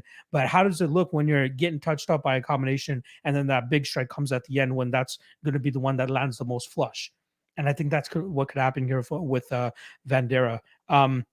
Vanderaa, I think he's singing his praises that he's not fighting a takedown heavy fighter because that seems to be his kryptonite, right? Alexander Romanov takes him to the ground and smashes him. Sergey Spivak takes him to the ground and smashes him. If D1 Arlovski shows up this Saturday, I don't know what I'll do. There's no way you can cap that.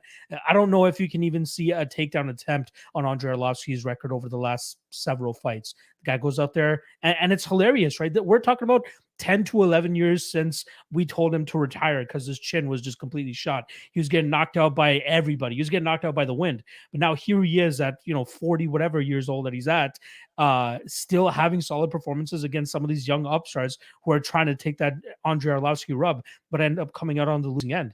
But Vanderaa, man, if you guys watch his fight, the guy, his combinations are great. His pressure, his aggressiveness, his forward movement, I think that's going to give problems to Arlovski, who's been benefiting from guys who are just happy with throwing one shot or just trying to find that knockout blow on him. That's not Vandeera's game. Vanderaa is going to be methodical about it. I think he moves well. He's a big dude as well. Not to mention a 13 or 14-year youth experience. The guy's good, in my opinion. I think that this is a great stylistic matchup for him. So 2 props that I'm looking at here. Actually, 1 prop. So there's obviously Vanderaa money line. It's down to plus 125 on certain spots. Again, I still think he deserves to be a slight favorite given everything that I just laid out. Vanderaa by KO. I do think he touches the chin of Arlovski here.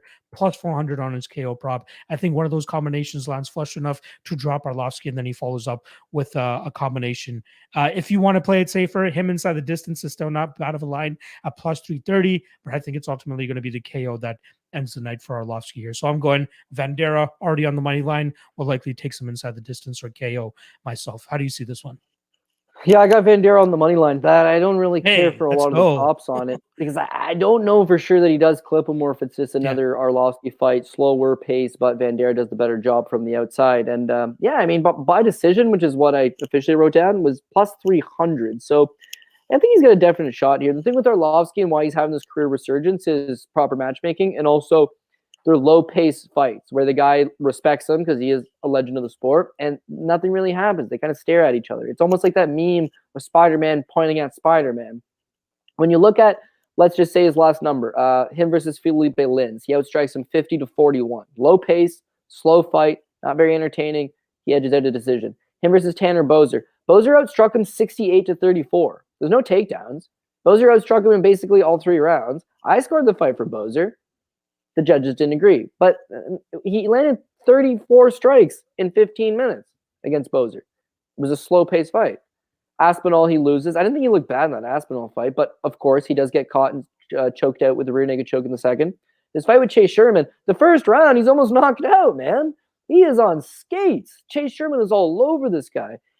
And then Chase Sherman, awful cardio, not known to be able to sustain a pace, tires out. And so Arlovski works his way back into it, and he does land 105 significant strikes in that one. But it was against a punching bag. It was against a tired Chase Sherman. It's a little bit different. Then his fight with Carlos Felipe, 83 significant strikes landed, not bad. But again, against another guy that tires, and I think that's my worry here with Jared Vanderaa is that he has good cardio for a big boy, and he is a big boy. If this fight stays standing, he can throw all night.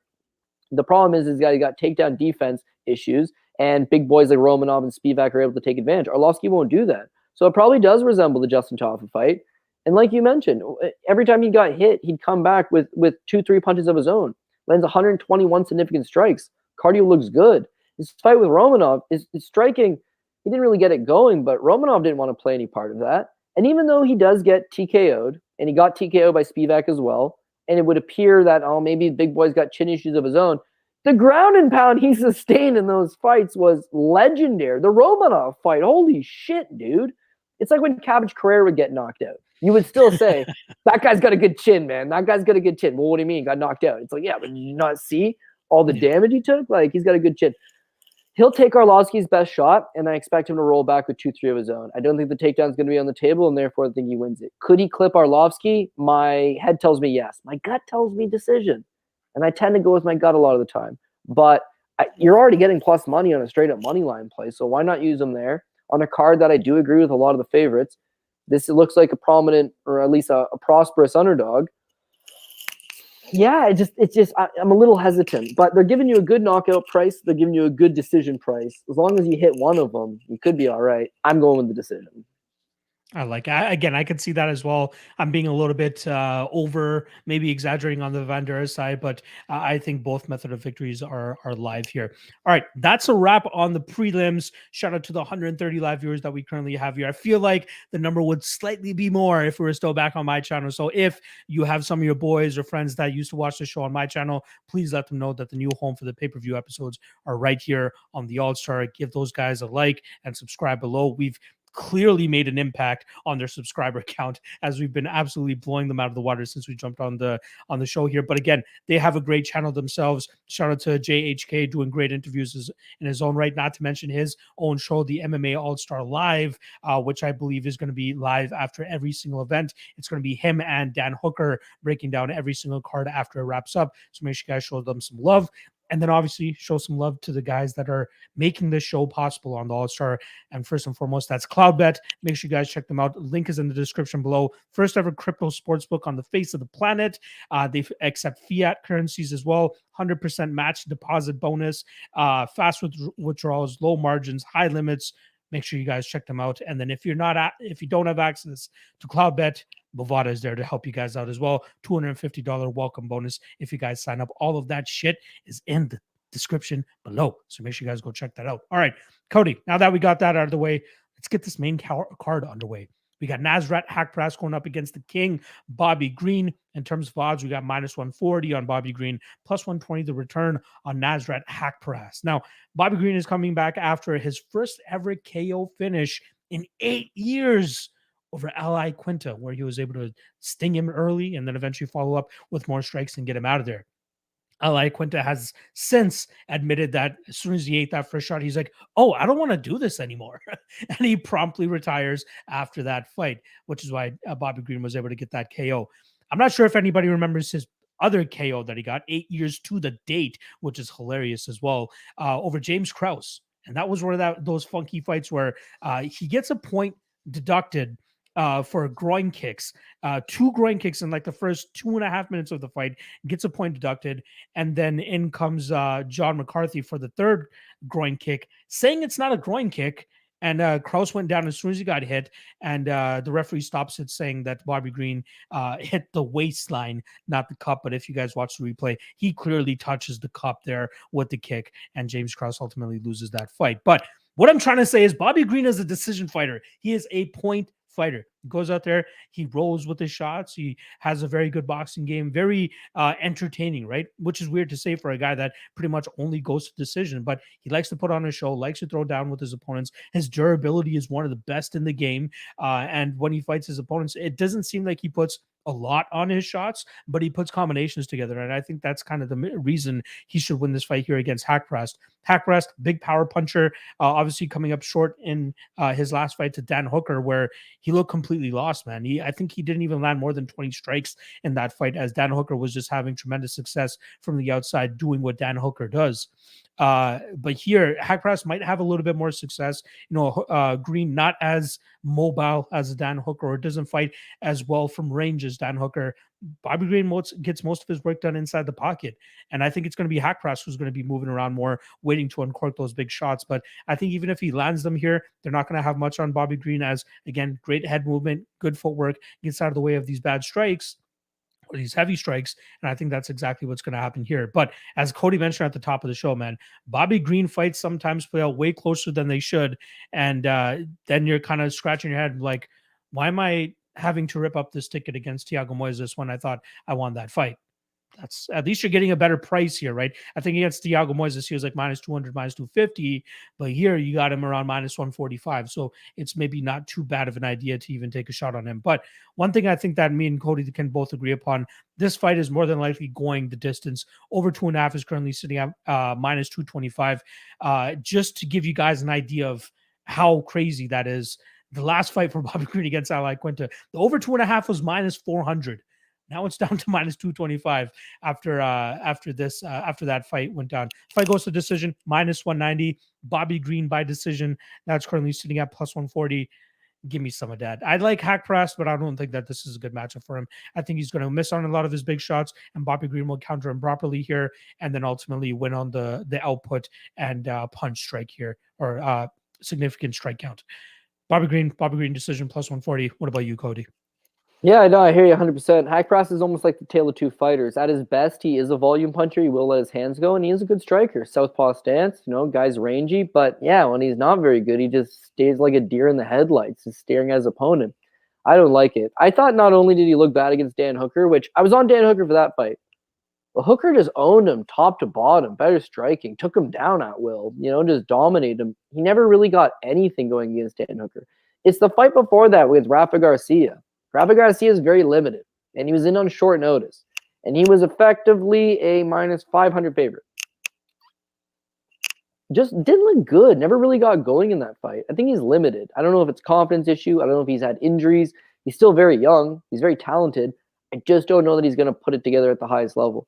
And with Bobby Green, he's a smooth operator. Dude just keeps getting better and better every time.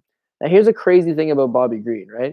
So his fight with Rafael Fiziev, holy crap, man. Nobody's been competitive with Fiziev like that other than Magomed Mustafayev in his debut. But Bobby Green really showcased some high-level stuff. And you know what? Some people scored the fight for Bobby Green. So there's a world that exists that Bobby could have got the decision.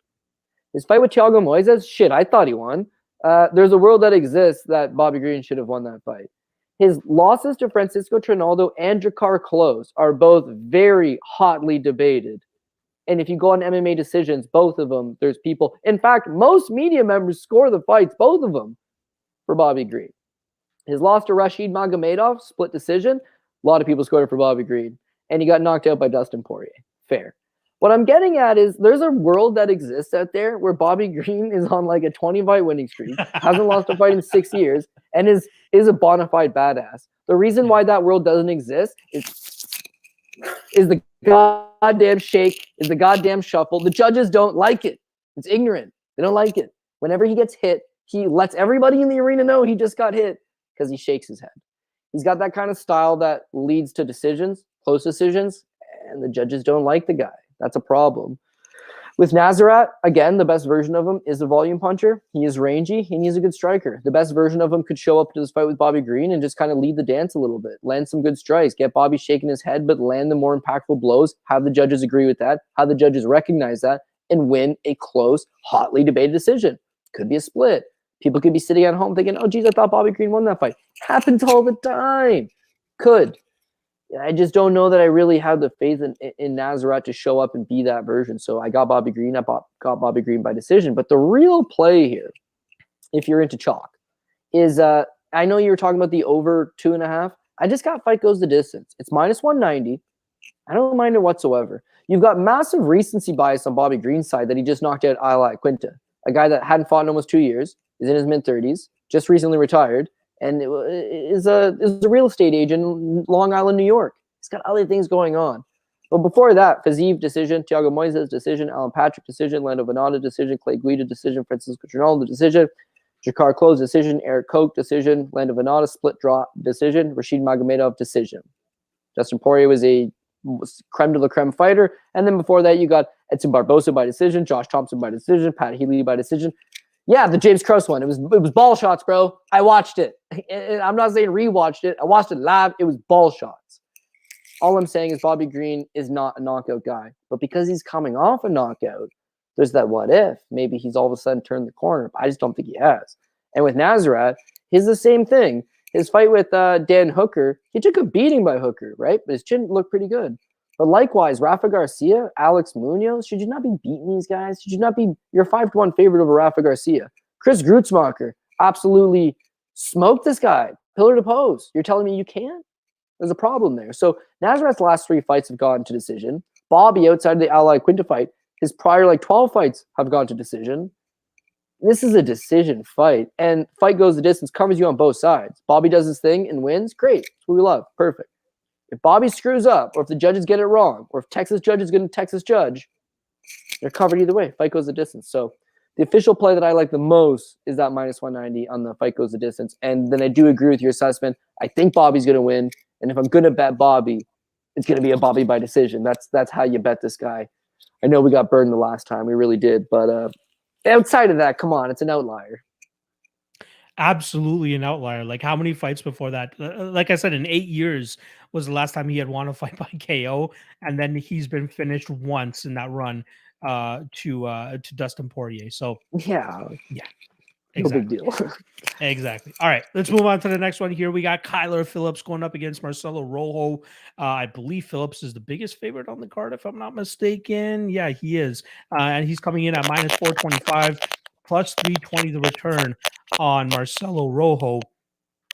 In terms of odds, that's what we got. Sorry, your mic was just really going off right there. So it threw me off a little bit. Mine was? Yeah, I don't know what you were itching, but there was some sort of noise. I was like, whoa, what is happening? You dying over there? What's good? You're all good.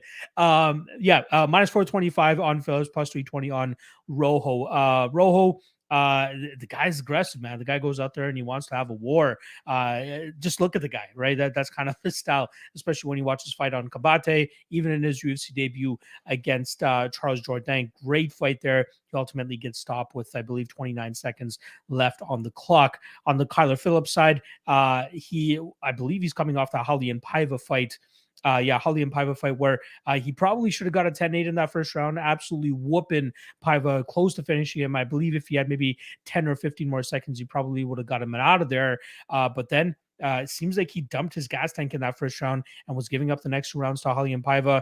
I was holding a Raulian Paiva ticket that night. I think it was like plus 240, plus 260 or something like that. So I'm not mad at the decision, but it probably should have been a draw. It should have been a draw. Like, let's be honest. That first round was definitely a 10-8. But good on Paiva to acknowledge that and just come back stronger in the second and third rounds and be able to get his hand raised that night. But Kyler Phillips, like, if you watch most of his fights, even the Song Yadong fight, that kind of happens. Even when he's fighting his fight, in that third round, he starts to slow down a little bit, right? His output is not as much. He's more flat-footed. He's kind of more biding his time and waiting to explode with some unorthodox strike to hopefully catch a slack in. But he more than often starts to slow down. Not as much as he did in the Paiva fight, but definitely he starts to slow down. That's where Yadong was able to win that that third round, but ultimately drops her on the scorecards.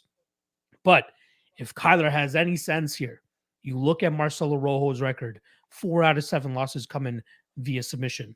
Kyler Phillips, clearly the better jiu-jitsu guy here as well. You look to get this fight to the ground and you look to implement that submission.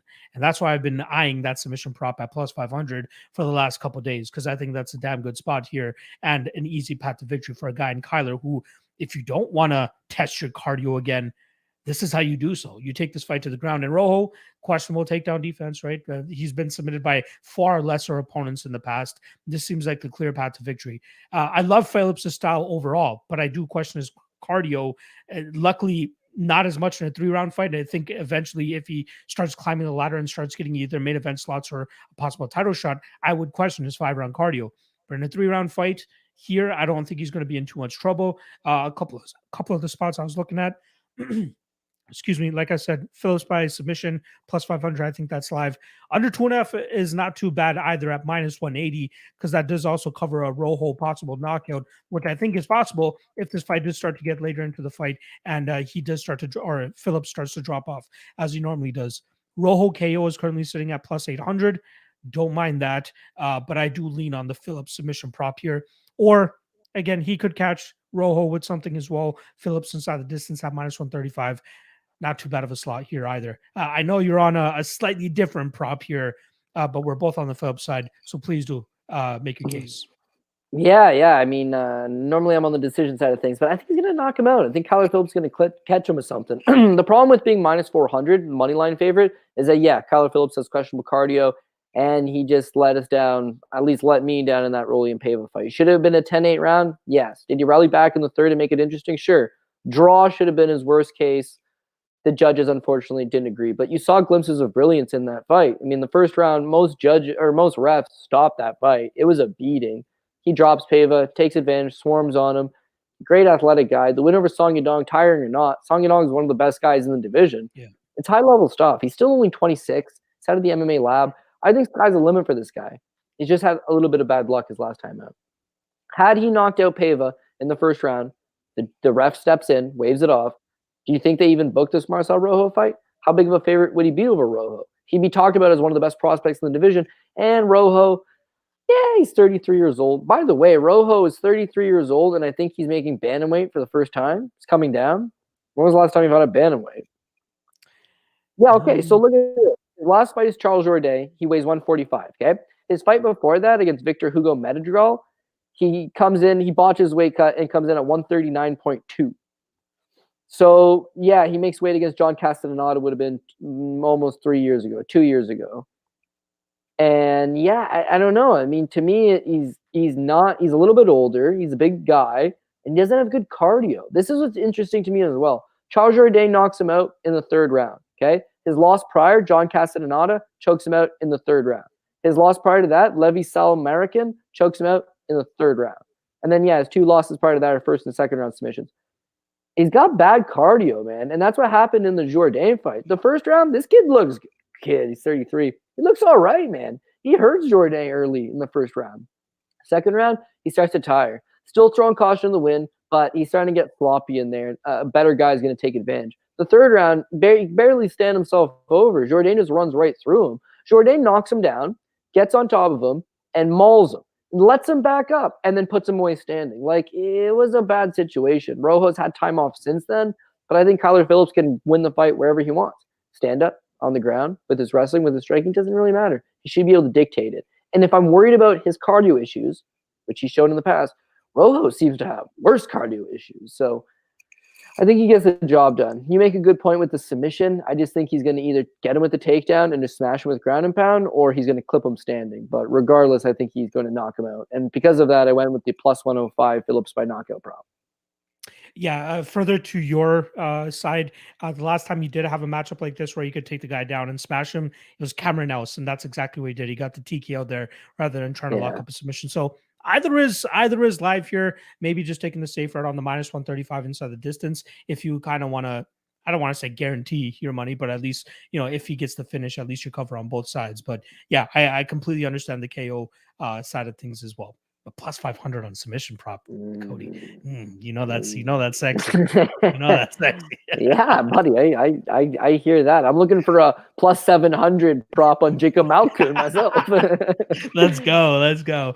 All right, let's move on to the next fight. We got 3 fights left, and this is where it really starts to pick up for me in terms of fights that have relevance, right? At least in terms of title contention. Maybe not so much the Derek Lewis fight, but this one has some very big implications. We got Jared Cannonier coming in as the favorite, currently sitting at minus 165, return on Derek Brunson at plus 145. Now, the line's been coming in, right? I believe Jared Cannonier was roughly around minus 190 earlier in the week, and love for that blonde Brunson is coming in, driving that line down. For anybody that did not get to watch that new show I have with the coaches, the Main Event Marathon, 3 out of the 6 coaches are picking Derek Brunson as well. So there's some love from the coaching side of things on the Derek Brunson side. I don't get it though. I really don't, because we can go out there and really pick apart Derek Brunson's run that he's had. Right, he's on a 5-fight winning streak. He's been an underdog in every single one of them except the Elias Theodorou fight, but it was pretty much a pick 'em that night. But the Ian Heinisch fight goes out there, has a tremendous performance. I was speaking to Mark Montoya about this one because Montoya was actually cornering Heinisch that night, and he thinks that Heinisch kind of emptied the gas tank early in that fight when he landed that beautiful head kick that rocked Derek Brunson, and then he tried finishing him but was unable to do so, and he ultimately paid it for the rest of the fight, where Derek Brunson was able to come back and pretty much just beat him everywhere in that fight. Edmund Shabazian, we know now that was the fight that exposed him as being the guy that does not have any cardio at all. Actually, for me, it was the Darren Stewart fight, but a lot of people were overlooking that. For the masses, it was the Derek Brunson fight where we found out that Edmund Shabazian has a horrible gas tank. Kevin Holland, no takedown defense. Kevin Holland, he was able to go out there and win that fight via decision. And then the Darren Till fight. Apparently, Darren Till, extremely unmotivated going into that fight, not to mention a torn ACL going into that fight as well. So I literally nitpicked Derek Brunson's 5-fight winning streak, which again, it's kind of unfair to him because he still went out there and he got the job done. I don't want to discredit him too much, but there are certain things in those fights that we can take away and believe that Jared Cannonier will likely come out on the winning side here. The thing that was consistent as whenever those fights were in the striking realm, Derek Brunson was one good punch away from getting knocked the fuck out. He's getting rocked in every single fight. And luckily, his takedown bails him out of certain situations, right? Kevin Holland fight, he's able to do it. The Darren Till fight, maybe 45 seconds before he locks up that submission, he's on wobbly legs. And luckily for him, he's able to nail that takedown and ground Darren Till and then eventually find that finish. But he's going to have a way harder time doing that to Jared Cannonier, who, since coming down to middleweight, he stuffed 22 of 26 takedown attempts. And he's done a damn good job of nullifying any type of success his opponents have when they do get him down. The David Branch fight, I think Branch got about a minute and a half of control time. Much better BJJ player than Derek Brunson. And Jared Cannonier stayed calm, defended any submission attempts that were coming in his way, managed to get back to his feet, and then absolutely unloaded on him and got him out of there. Jack Hermanson lands 3 takedowns in the first round of their fight. And I heard somebody earlier this week saying that he got ragdolled in that first round. Yeah, sure, he got taken down 3 times. He did not get ragdolled in that fight. Go back and watch that shit. He did a good job of stopping any success that Hermanson was having with those takedowns, got back to the feet, and we obviously saw what happened there. He nukes Jack Hermanson that night as well. Now, Derek Brunson will likely land a takedown or 2 here. Don't get me wrong. I think he's the best wrestler out of that batch of guys that Jared Cannonier has been going up against. But I'm not sold on Brunson's top control, right? He doesn't do a good job of like Khabibing these guys and keeping them down and smashing them from on top. He's like just holding on to these guys. But Jared Cannonier does a damn good job of working his way back to his feet and then letting his kicks go, which is a great part of his game. And I think that'll be very handy for him here to try to immobilize Derek Brunson early in this fight and then start to let his hands go. And then there's that obvious killer gorilla knockout power, which I think we can lean on for this fight. So I really like Jared Cannonier in this spot. I've seen a lot of people have strong opinions on both sides. A lot of people that I respect, I think Brunson will take him down and do what he does best. But one thing we can all agree upon is that Brunson does not look good when he's in the striking realm. He looks like a deer in headlights. There's certain times where he gets clipped and he just ultimately right away goes for a shot, and sometimes it pays off for him. But I think this time around, if he goes for that, he's going to walk into another strike, whether it's an uppercut, a knee, whatever it might be. I think Cannonier is going to be more than ready for that. So I like Cannonier here a good amount, and I like Cannonier by knockout, which I believe is currently sitting at plus 120. Give me all of that killer gorilla, and I wouldn't be surprised if that sets him up with the title shot for whoever comes out victorious in the main event. Am I too high on Jared Cannonier here, Cody? Try to bring me down, or are you just as high on Jared Cannonier as well? I can't really add much. I'd just be repeating everything you said. I would nitpick the win streak from Brunson because I don't think it's all that great. I would say that most of those fights were tailor-made towards his style, which is his wrestling can get them down. And you're right, dude. He's like one punch away from getting knocked out in 2 of them anyways. Like, his chin's always been a liability. He's got 6 knockout losses in his career. It's just the way it is. He's going on one last career run. He's 38 years old, and they've given him an easy path of victory in terms of who are the best middleweights right now? Jack Hermanson, Sean Strickland, Jerry Cannonier, Marvin Vittori. Brunson has not fought any of those guys. He's not fighting those guys. He's fighting Kevin Holland. Cannot stuff a takedown to save his life. Okay. Edmund Shabazian, he's like 23 years old, very green, very Big favorite in that inexperienced. fight. Edmund was like minus 350 or something that night. Ian Heinisch is on a career worst run right now, and is probably likely another loss or two away from possible retirement. And Elias Theodorou is high as shit fighting on the Colorado regional scene. I don't know, man. Is that world class? Is this like? And then the other thing is talking about retirements. He's like, 2 fights left in me, one over Cannonier, one over Israel Adesanya. I'm out. Ooh, isn't that interesting? Because why would the UFC give you a title fight if you just said, I'm going to beat the champ and retire? They're not going to do that. It's a waste, right? Is it a negotiation tactic? His contract's almost up. I would reckon, yeah, he knows the end is getting near, and he wants to cash in on this little run. Unfortunately, he needs one more before he could potentially secure himself a title fight, and he's run into Jared Cannonier.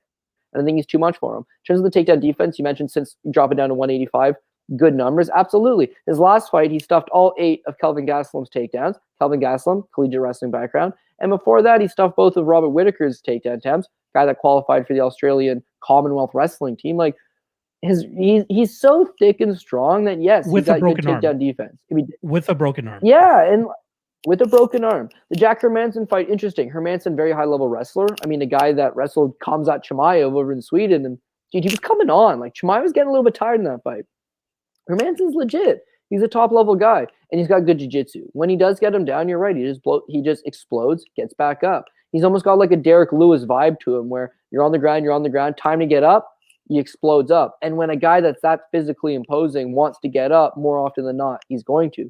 He's out of the MMA lab. John Crouch, one of the best coaches in the game, always has a good game plan and shows up ready, in shape, ready to go. We've seen him fight 5 rounds before. So for a guy that's that heavily muscled, he can carry it through those later rounds. And I think at some point, he's going to land on Brunson. The difference is, whereas, an Edmund Shabazian might land something, or some of the guys that have landed, he's been able to just revert to the takedown. When Cannonier hits you, it's a different game. So I like the 2-check Brunson thing that he's been doing, but he's going back to 1-check Brunson on this night, because Jared Cannonier is going to stuff the takedown and knock him out. If he does get taken down, get back up, stuff the takedown, the second takedown, and knock him out. It's the way it goes. I would love to bet. Wait, so we had more cojones. So last week we went with Philip Rowe, 2nd round finish. Why? Because he's going to get taken down by Jason Witt in the 1st round and controlled. And then in the 2nd round, Witt's going to get a little more tired and a little more desperate and a little more sloppy. And when he does, he's going to get knocked the fuck out. That's what's going to happen to Derek Brunson. Maybe he takes him down in the 1st round.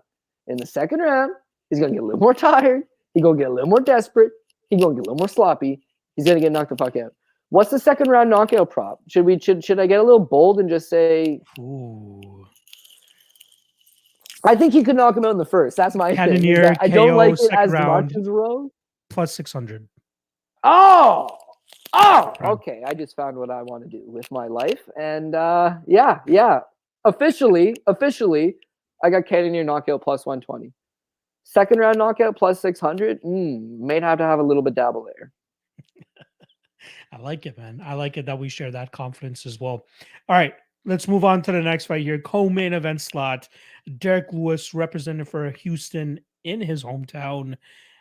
He's going up against Tai Tuivasa. In terms of odds, we currently are sticking with Derek Lewis minus 170 now, plus 150 to return on Tai Tuivasa. This should be a fun one, right? They're heavy hitters, both guys, tremendous power in their hands. I think the main difference in terms of their striking style comes down to Tai Tuivasa's leg kicks, right? And that's something that he was effective with against Greg Hardy. He found himself on wobbly street against Greg Hardy. Greg Hardy's inexperience leads him to get countered perfectly by Tai Tuivasa, and he goes to sleep. Tai obviously follows that up with the win over Augusto Sakai. Didn't use the leg kicks as much in that fight, but he eventually tracked down Sakai at the ending of that 1st, and then obviously at the 2nd round was able to finish him there. On the flip side, for Derek Lewis, obviously coming back and winning. So he lost the interim title fight against Suragan back in August, comes back in December, starches Chris Daukaus as a slight underdog in that fight. And it's like, no matter how many ways you try to break down a Derek Lewis fight, it always comes down to one thing: that punch landing or not. And if it does, more than likely you're going to sleep. If it doesn't, more than likely you're able to go out there and kind of just outpoint him and maybe finish him in a 5-rounder, maybe finish him in the 3rd or 4th round. But it's been a long time since we've seen him like dead out cold.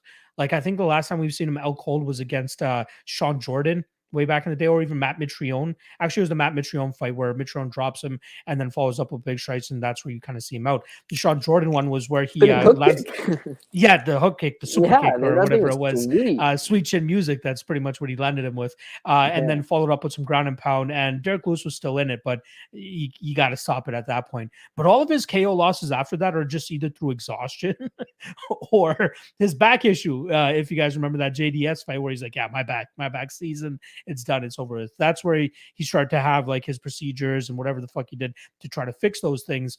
But the main thing is if he's in a 5-round fight and it gets deep, he more than likely will get finished due to exhaustion if his opponent already hasn't slouched over and died. This one, though, I think we're going to see them throw leather, man. Co-main event slot in his hometown. I think Tai Tuivasa is trying to up his name as well. And what better way to do that than to go out there and try to knock out a guy like Derek Lewis? Obviously, it might start off a little bit slow with him just trying to land leg kicks and then start to open up. But I think at a certain point, both of these guys are going to open up. And I think it's going to happen in the first round. And I think one of these guys is going to go to sleep. Not many men can trade in the pocket with Derek Lewis and live to tell the tale. And I think that's exactly what is in store for this weekend. So I'm going Derek Lewis. I'm not touching this fight, though. Like from a betting perspective, the under 1.5 minus 180, like that's just absurd, but makes absolute sense. If you are looking at something like that, fight to not start round 2, minus 135 or minus 115, I don't mind those spots. But Derek Lewis, round 1, plus 130, hoping for a better line there. Yeah, that's what I'm going to go with. Lewis, round 1, plus 130, or fight doesn't start round 2, minus 135, minus 115. How are you seeing this one? I went Lewis TKO minus 125, much of the same. I think both guys are big, heavy hitters, going to stand. They're going to stand in there and they're going to let their hands go. And on one hand, you've got Derek Lewis has got the experience advantage. I think he's got that. It's hard to say you got a power advantage over any guy, but like, yeah, I think the power advantage in this spot would go toward Derek Lewis. And the way Tai fights is he likes to get in his opponent's face, pressure them, and make it a scrap. I just don't know that that's the best approach for Derek Lewis. So similar when you were talking about one check Brunson, you're like, maybe the 5-fight winning streak is a little bit misleading. I think Tai's a little bit misleading as well. He knocks out Stefan Struve. Struve, he's got heart issues. He's also retired. He retired right after the fight, and he's never been able to take a punch. I think if Struve fought Derek Lewis, it'd be another empathetic knockout loss. So it's not big to me. Harry Hunsucker. Come on, man. It's Harry Hunsucker. Knocked him out in 49 seconds. Pretty dope. But again, it's Harry Hunsucker, so just going to take that one with a grain of salt. The Greg Hardy fight, no, he did not look good in the early going. He gets tagged. He's on wobbly legs, and unfortunately, Greg Hardy just makes a stupid move. Another green fighter, but bum rushes him and gets caught with the counter. You got 3 fights here, not great. And then Augusto Sakai. On paper, that's his best-looking win. Sakai was on a 2-fight losing streak coming in. That was his 3rd fight losing streak. He's not looked good in a little while, and he fought a really bad game plan where he just stood there, refused to throw anything for the large majority of the 26 seconds into the 2nd round. But the whole fight to that point was very much the same thing. So I don't know. As much as Tai wins, he does the shoey, you get pumped up. He's on top of the cage. The commission guy's telling him you can't do that. He's telling him, fuck you. It's a good time. The place is vibing. The fans are pumped up. Everybody's getting involved. It's good. But it doesn't take away from the fact that they're not super high-level wins, and it's not like he's looking necessarily an awesome doing it. His last one against Sakai did, but it's all styles. So I think more than likely in this fight, he's going to try to meet Lewis, push Lewis back, and they're going to sling hands, and Lewis is just going to catch him with something. Similar to when he fought Junior Dos Santos. He was looking good early. Tai Tuivasa's backing Dos Santos up. He's landing some good shots, but Junior just took his time, bided his time, landed one beautiful counter. Tai Tuivasa crumpled to the canvas. I'm thinking that that's the way this one's going to go. So I picked Lewis, and I went with Lewis minus 125. But listen, you got heavyweights, you got big hitting heavyweights. Either guy could switch the other guy's lights off. I don't know how heavy I want to go in on it. But with Derek Lewis, man, I have learned my lesson. And I'm just not really rushing to bet against him. For the record, because I've never liked somebody as much as I like Lewis, that has cost me as much money. I took Gabriel Gonzaga. I honestly thought BJJ black belt, he's going to take him down, he's going to submit him. lost that ticket. I had Roy Nelson still to this day. I thought Roy did win that fight, but, split decision loss. I had Travis Brown. Travis Brown has him cooked. The entire round and a half falls apart. Third time he cost me money. I took Francis Ngannou. They stood at each other. Nothing happened. I took Alexander Volkov, buzzer beater in a fight that we were dominating. I took Blagoy Ivanov. Going to get his wrestling going. Come on. Going to get his wrestling going against Derek Lewis. I took Curtis Blades, of course, because Curtis Blades, best wrestler in the division, right? He's just going to put that grind on him. And I took Chris Daukaus the last time out. This man has absolutely blown up my pie on 8 occasions. Even if I thought Tai Tuivasa could win, he could win. But even if I thought he would win, I don't know that I would bet it anyways. But on this rare occasion, I am actually siding with Derek Lewis to get the job done. -125 on the knockout prop. I like it. And yes, I see you guys in the comment section. Some of you even trickling into my Twitter DMs right now. We will fix the audio issue for next week. I know some of you are getting frustrated by it, but we will get through it next week, I promise. I believe we only have 1 fight left anyway. I'm not sure what it is on your side, Cody, that's kind of making that noise. That's causing I don't know. I don't think I'm hitting my microphone, but it might be like a wire issue. It could also be the microphone that could be attached to your headphones that might be rubbing up on your collar or your zipper or something like that, but I'm not sure what it is. That might be it. You know what? Yeah. I bet you're fucking right. That could be Let me see if I could fix it all right now. Wow, man, too bad you didn't mention that earlier and got my brain thinking. That could possibly be it. I don't know if I'd have to restart my program, but I bet you that's exactly that sounds way better. What it was, dude. That's exactly what it was. Well, you live and you learn, man. Unfortunately, it took us 1 hour and 51 minutes to realize that. But as the kids say, better late than never. There you go. I apologize for everybody at Dude, I have like 4 people in my Twitter DMs be like, I don't know what that sound was, but it's unsufferable. I'm like, I don't know, guys. I'll try to fix it. All right. Little main Alfred. event. Even he wasn't fired up to hear exactly. audio. Even Alfred's like, fuck this. All right. Main event coming up. So shout out to the 110 live viewers that are still here that dealt with the zipper or whatever it might have been. Make sure you guys hit that like, hit that subscribe. Show the guys over there at the All-Star some love. And then obviously just one last plug for the sponsors that are allowing us to do the show on this platform. First and foremost, shout out to CloudBet, the first ever crypto sports book. They accept fiat currencies as well. They take payments through MoonPay as well. That's something that a lot of people are looking forward to. Fast withdrawals, low margins, high limits, and 100% match deposit bonus. So make sure you guys check them out. Link is in the description below. And if you're in one of those countries or states that does not allow CloudBet, make sure you guys check out BOVADA. Link is in the description below for there as well. $250 welcome deposit. Main event time, Cody. Act 2. Middleweight title fight between Israel Adesanya and Robert Whittaker. We got -290 now. Money coming in heavily and steadily on the Israel Adesanya side. +230 on Robert Whittaker. When they were first matched up in October of 2019, it was a pick. Robert Whittaker was coming off a 14-month layoff, not to mention that hernia-related injury that he had that forced him out of the Kelvin Gastelum fight. Apparently, it was close to being fatal, right? If he actually went out there and fought Kelvin Gastelum that night, he more than likely would have had a very severe and possibly career-ending injury. Luckily, he doesn't, and we get him back. And since then, well, obviously, he lost to Israel Adesanya that night in October, but since then, managed to claw his way back to a title shot. 3 straight wins. He defeats Darren Till, Kelvin Gastelum, and Jared Cannonier during that stretch, and looks pretty damn good doing so, man. Does a good job of mixing up his entire game. So I was looking up a couple interviews and stuff that he's been doing since the Israel Adesanya fight, and one thing that he continues to say is that he wants to go out there and take off the head of Israel Adesanya, right? There's a little jabbering and shit-talking going leading up to that fight, and he believes that it played into his mental, and he wanted to go out there and absolutely take off the head of Izzy. And you kind of see that in his approach in that fight, right? You don't see him that aggressive as much in his fight. See, he was doing a damn good job in that first round, I thought he was winning that first round up until the point he got clipped at the end of it. And then obviously from there, it wasn't really the same after that. Adesanya was able to find his perfect spot and eventually get that finish in that second round.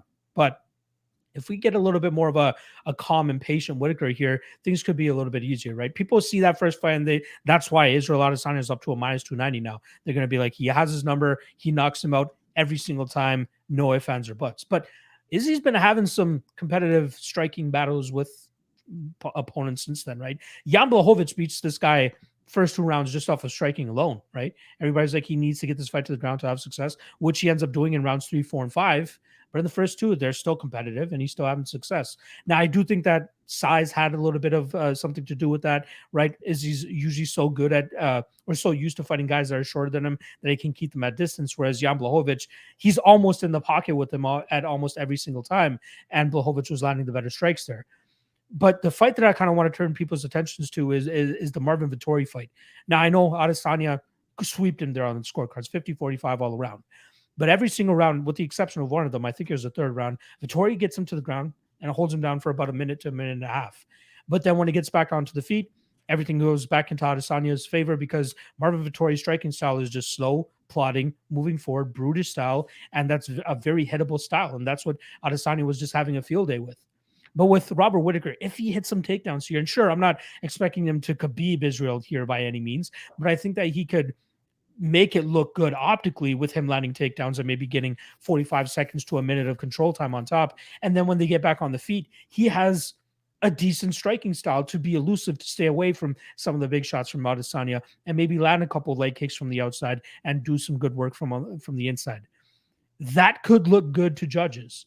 And again, put in the takedown there, like I said, that could look good to the judges. So if this fight goes to a 25-minute spot, which it could absolutely happen, that's what the odds makers are thinking is going to happen, considering that the over 4.5 right now is at -130. If this goes all 25 minutes, are we going to safely say that Adesanya cleanly sweeps him for over 25 minutes? I think he's live to knock him out. Absolutely. He did it in the first fight. But if he doesn't find that knockout, things get very hairy. Things get very close. And I think Whittaker has shown over his last couple of fights that he has the chops to have a solid 25-minute game plan if he needs to. And not to mention, like I said, things were really not in his favor going into that first fight against Adesanya. Now he's a little bit more active. Now he has more reps under his belt. Now he's at least seemingly 100% healthy. I like the Whittaker side here, man. I did pick him to win. I do have a small play on him at +225, waiting for that inevitable Adesanya love to come in as the week starts to goes on. I think I'm going to wait till fight day and probably finish off the half unit that I have on him. But Whittaker by decision, which is currently sitting at +450. Not too bad of a spot. Again, getting a little greedy, especially considering that his money line is already at +230. But I don't think he knocks out Adesanya, which, you know what, could be a possibility. We've seen Adesanya dusted in the past, obviously his kickboxing career, but his chin has held up pretty well during the MMA realm. But Whittaker obviously doesn't strike like Alex Pereira, right? Alex Pereira is a fucking monster with his power.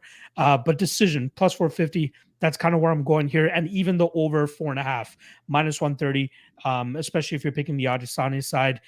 Does Adesanya knock him out 10 out of 10 times? I don't think so. I think this is going to be one of those times where we see it go the full 25. Sure, Adesanya could have the better of the striking. At least you get covered with the over 4.5 here at -130. But the side that I'm going to go with is Whittaker. Shit on me all you guys want, just as I have been shit on for big underdogs I take in the past. But I think Bobby Knuckles at +225 is disrespectful against anybody in the middleweight division, as I believe he's maybe top 3, top 4 best middleweights of all time. Give me Bobby Knuckles by decision +450. What do you got?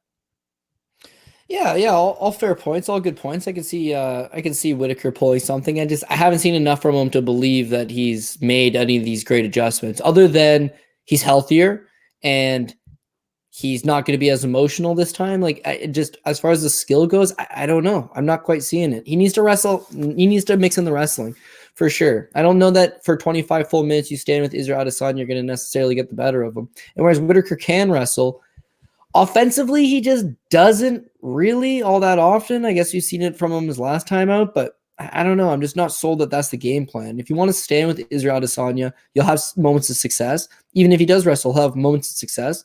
But when Adesanya gets back up, I think it's just like a moment of you're waiting on him to catch him. I think he's just going to catch him. The biggest thing for me on Israel Adesanya versus Marvin Vettori is that his get-up game was pretty good, man. He would get taken down, but his takedown defense looked improved, and his get-up game looked much improved. And when the fight is standing, the guy's just very surgical in there. With Robert Whittaker, meanwhile, you could actually see it happen in real time. So He was not chinny, although Colton Smith had dropped him and Stephen Wonderboy Thompson had knocked him out. He's durable. The first fight with Yoel Romero, holy shit. That would take it out of anybody. It's a crazy fight. It's a back and forth war. And he beats Yoel, but it would take a lot out of the normal person. The second fight with Yoel, oh my God. Talk about life-changing. Dropped twice, hurt throughout, looks like he's inches away from getting knocked out, and a lot of people scored the fight for Yoel Romero. Whittaker barely holds on. And then the Israel Adesanya fight, yet he gets knocked out. Dropped twice. Again, same thing. His chin is starting to leave him.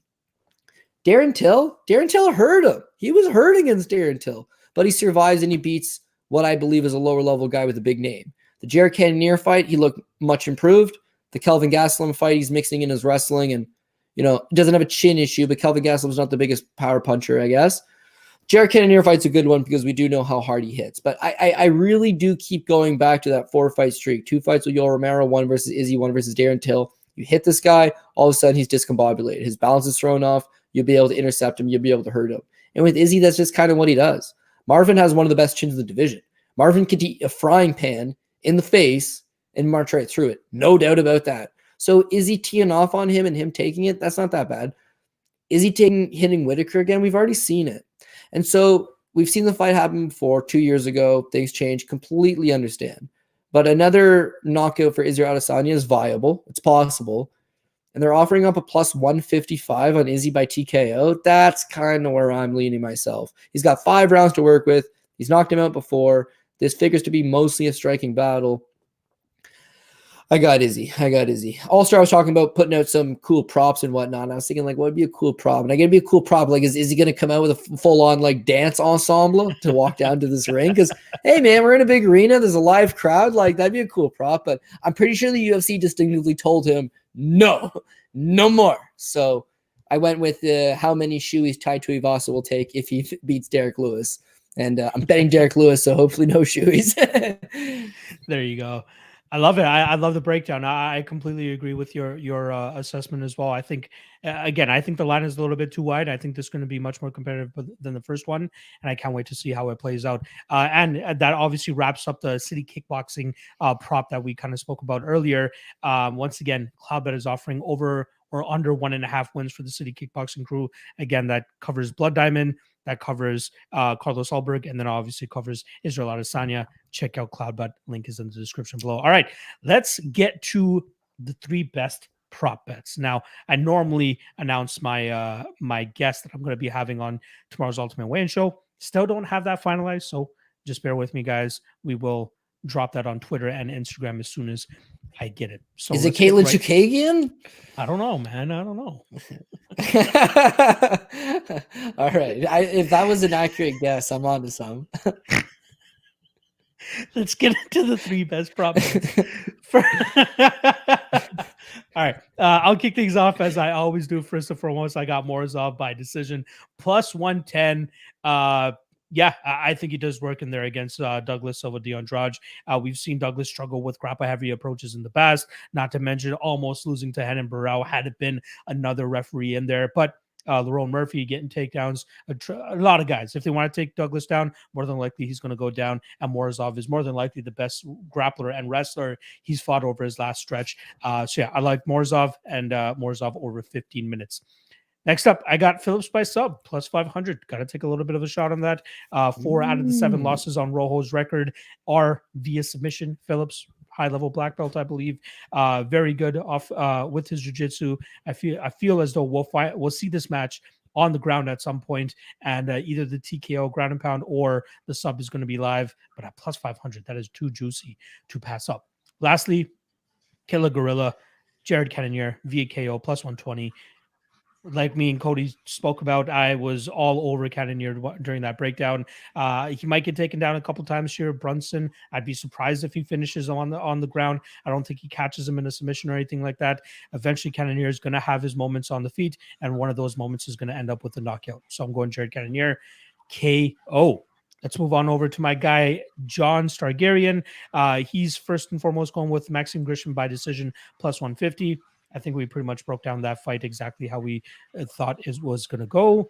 Next up, he has Moicano by decision at plus 245. Cody seems to like that side as well, seeing that fight go the full 15 minutes, and Moicano just kind of pitter-patter him from the outside.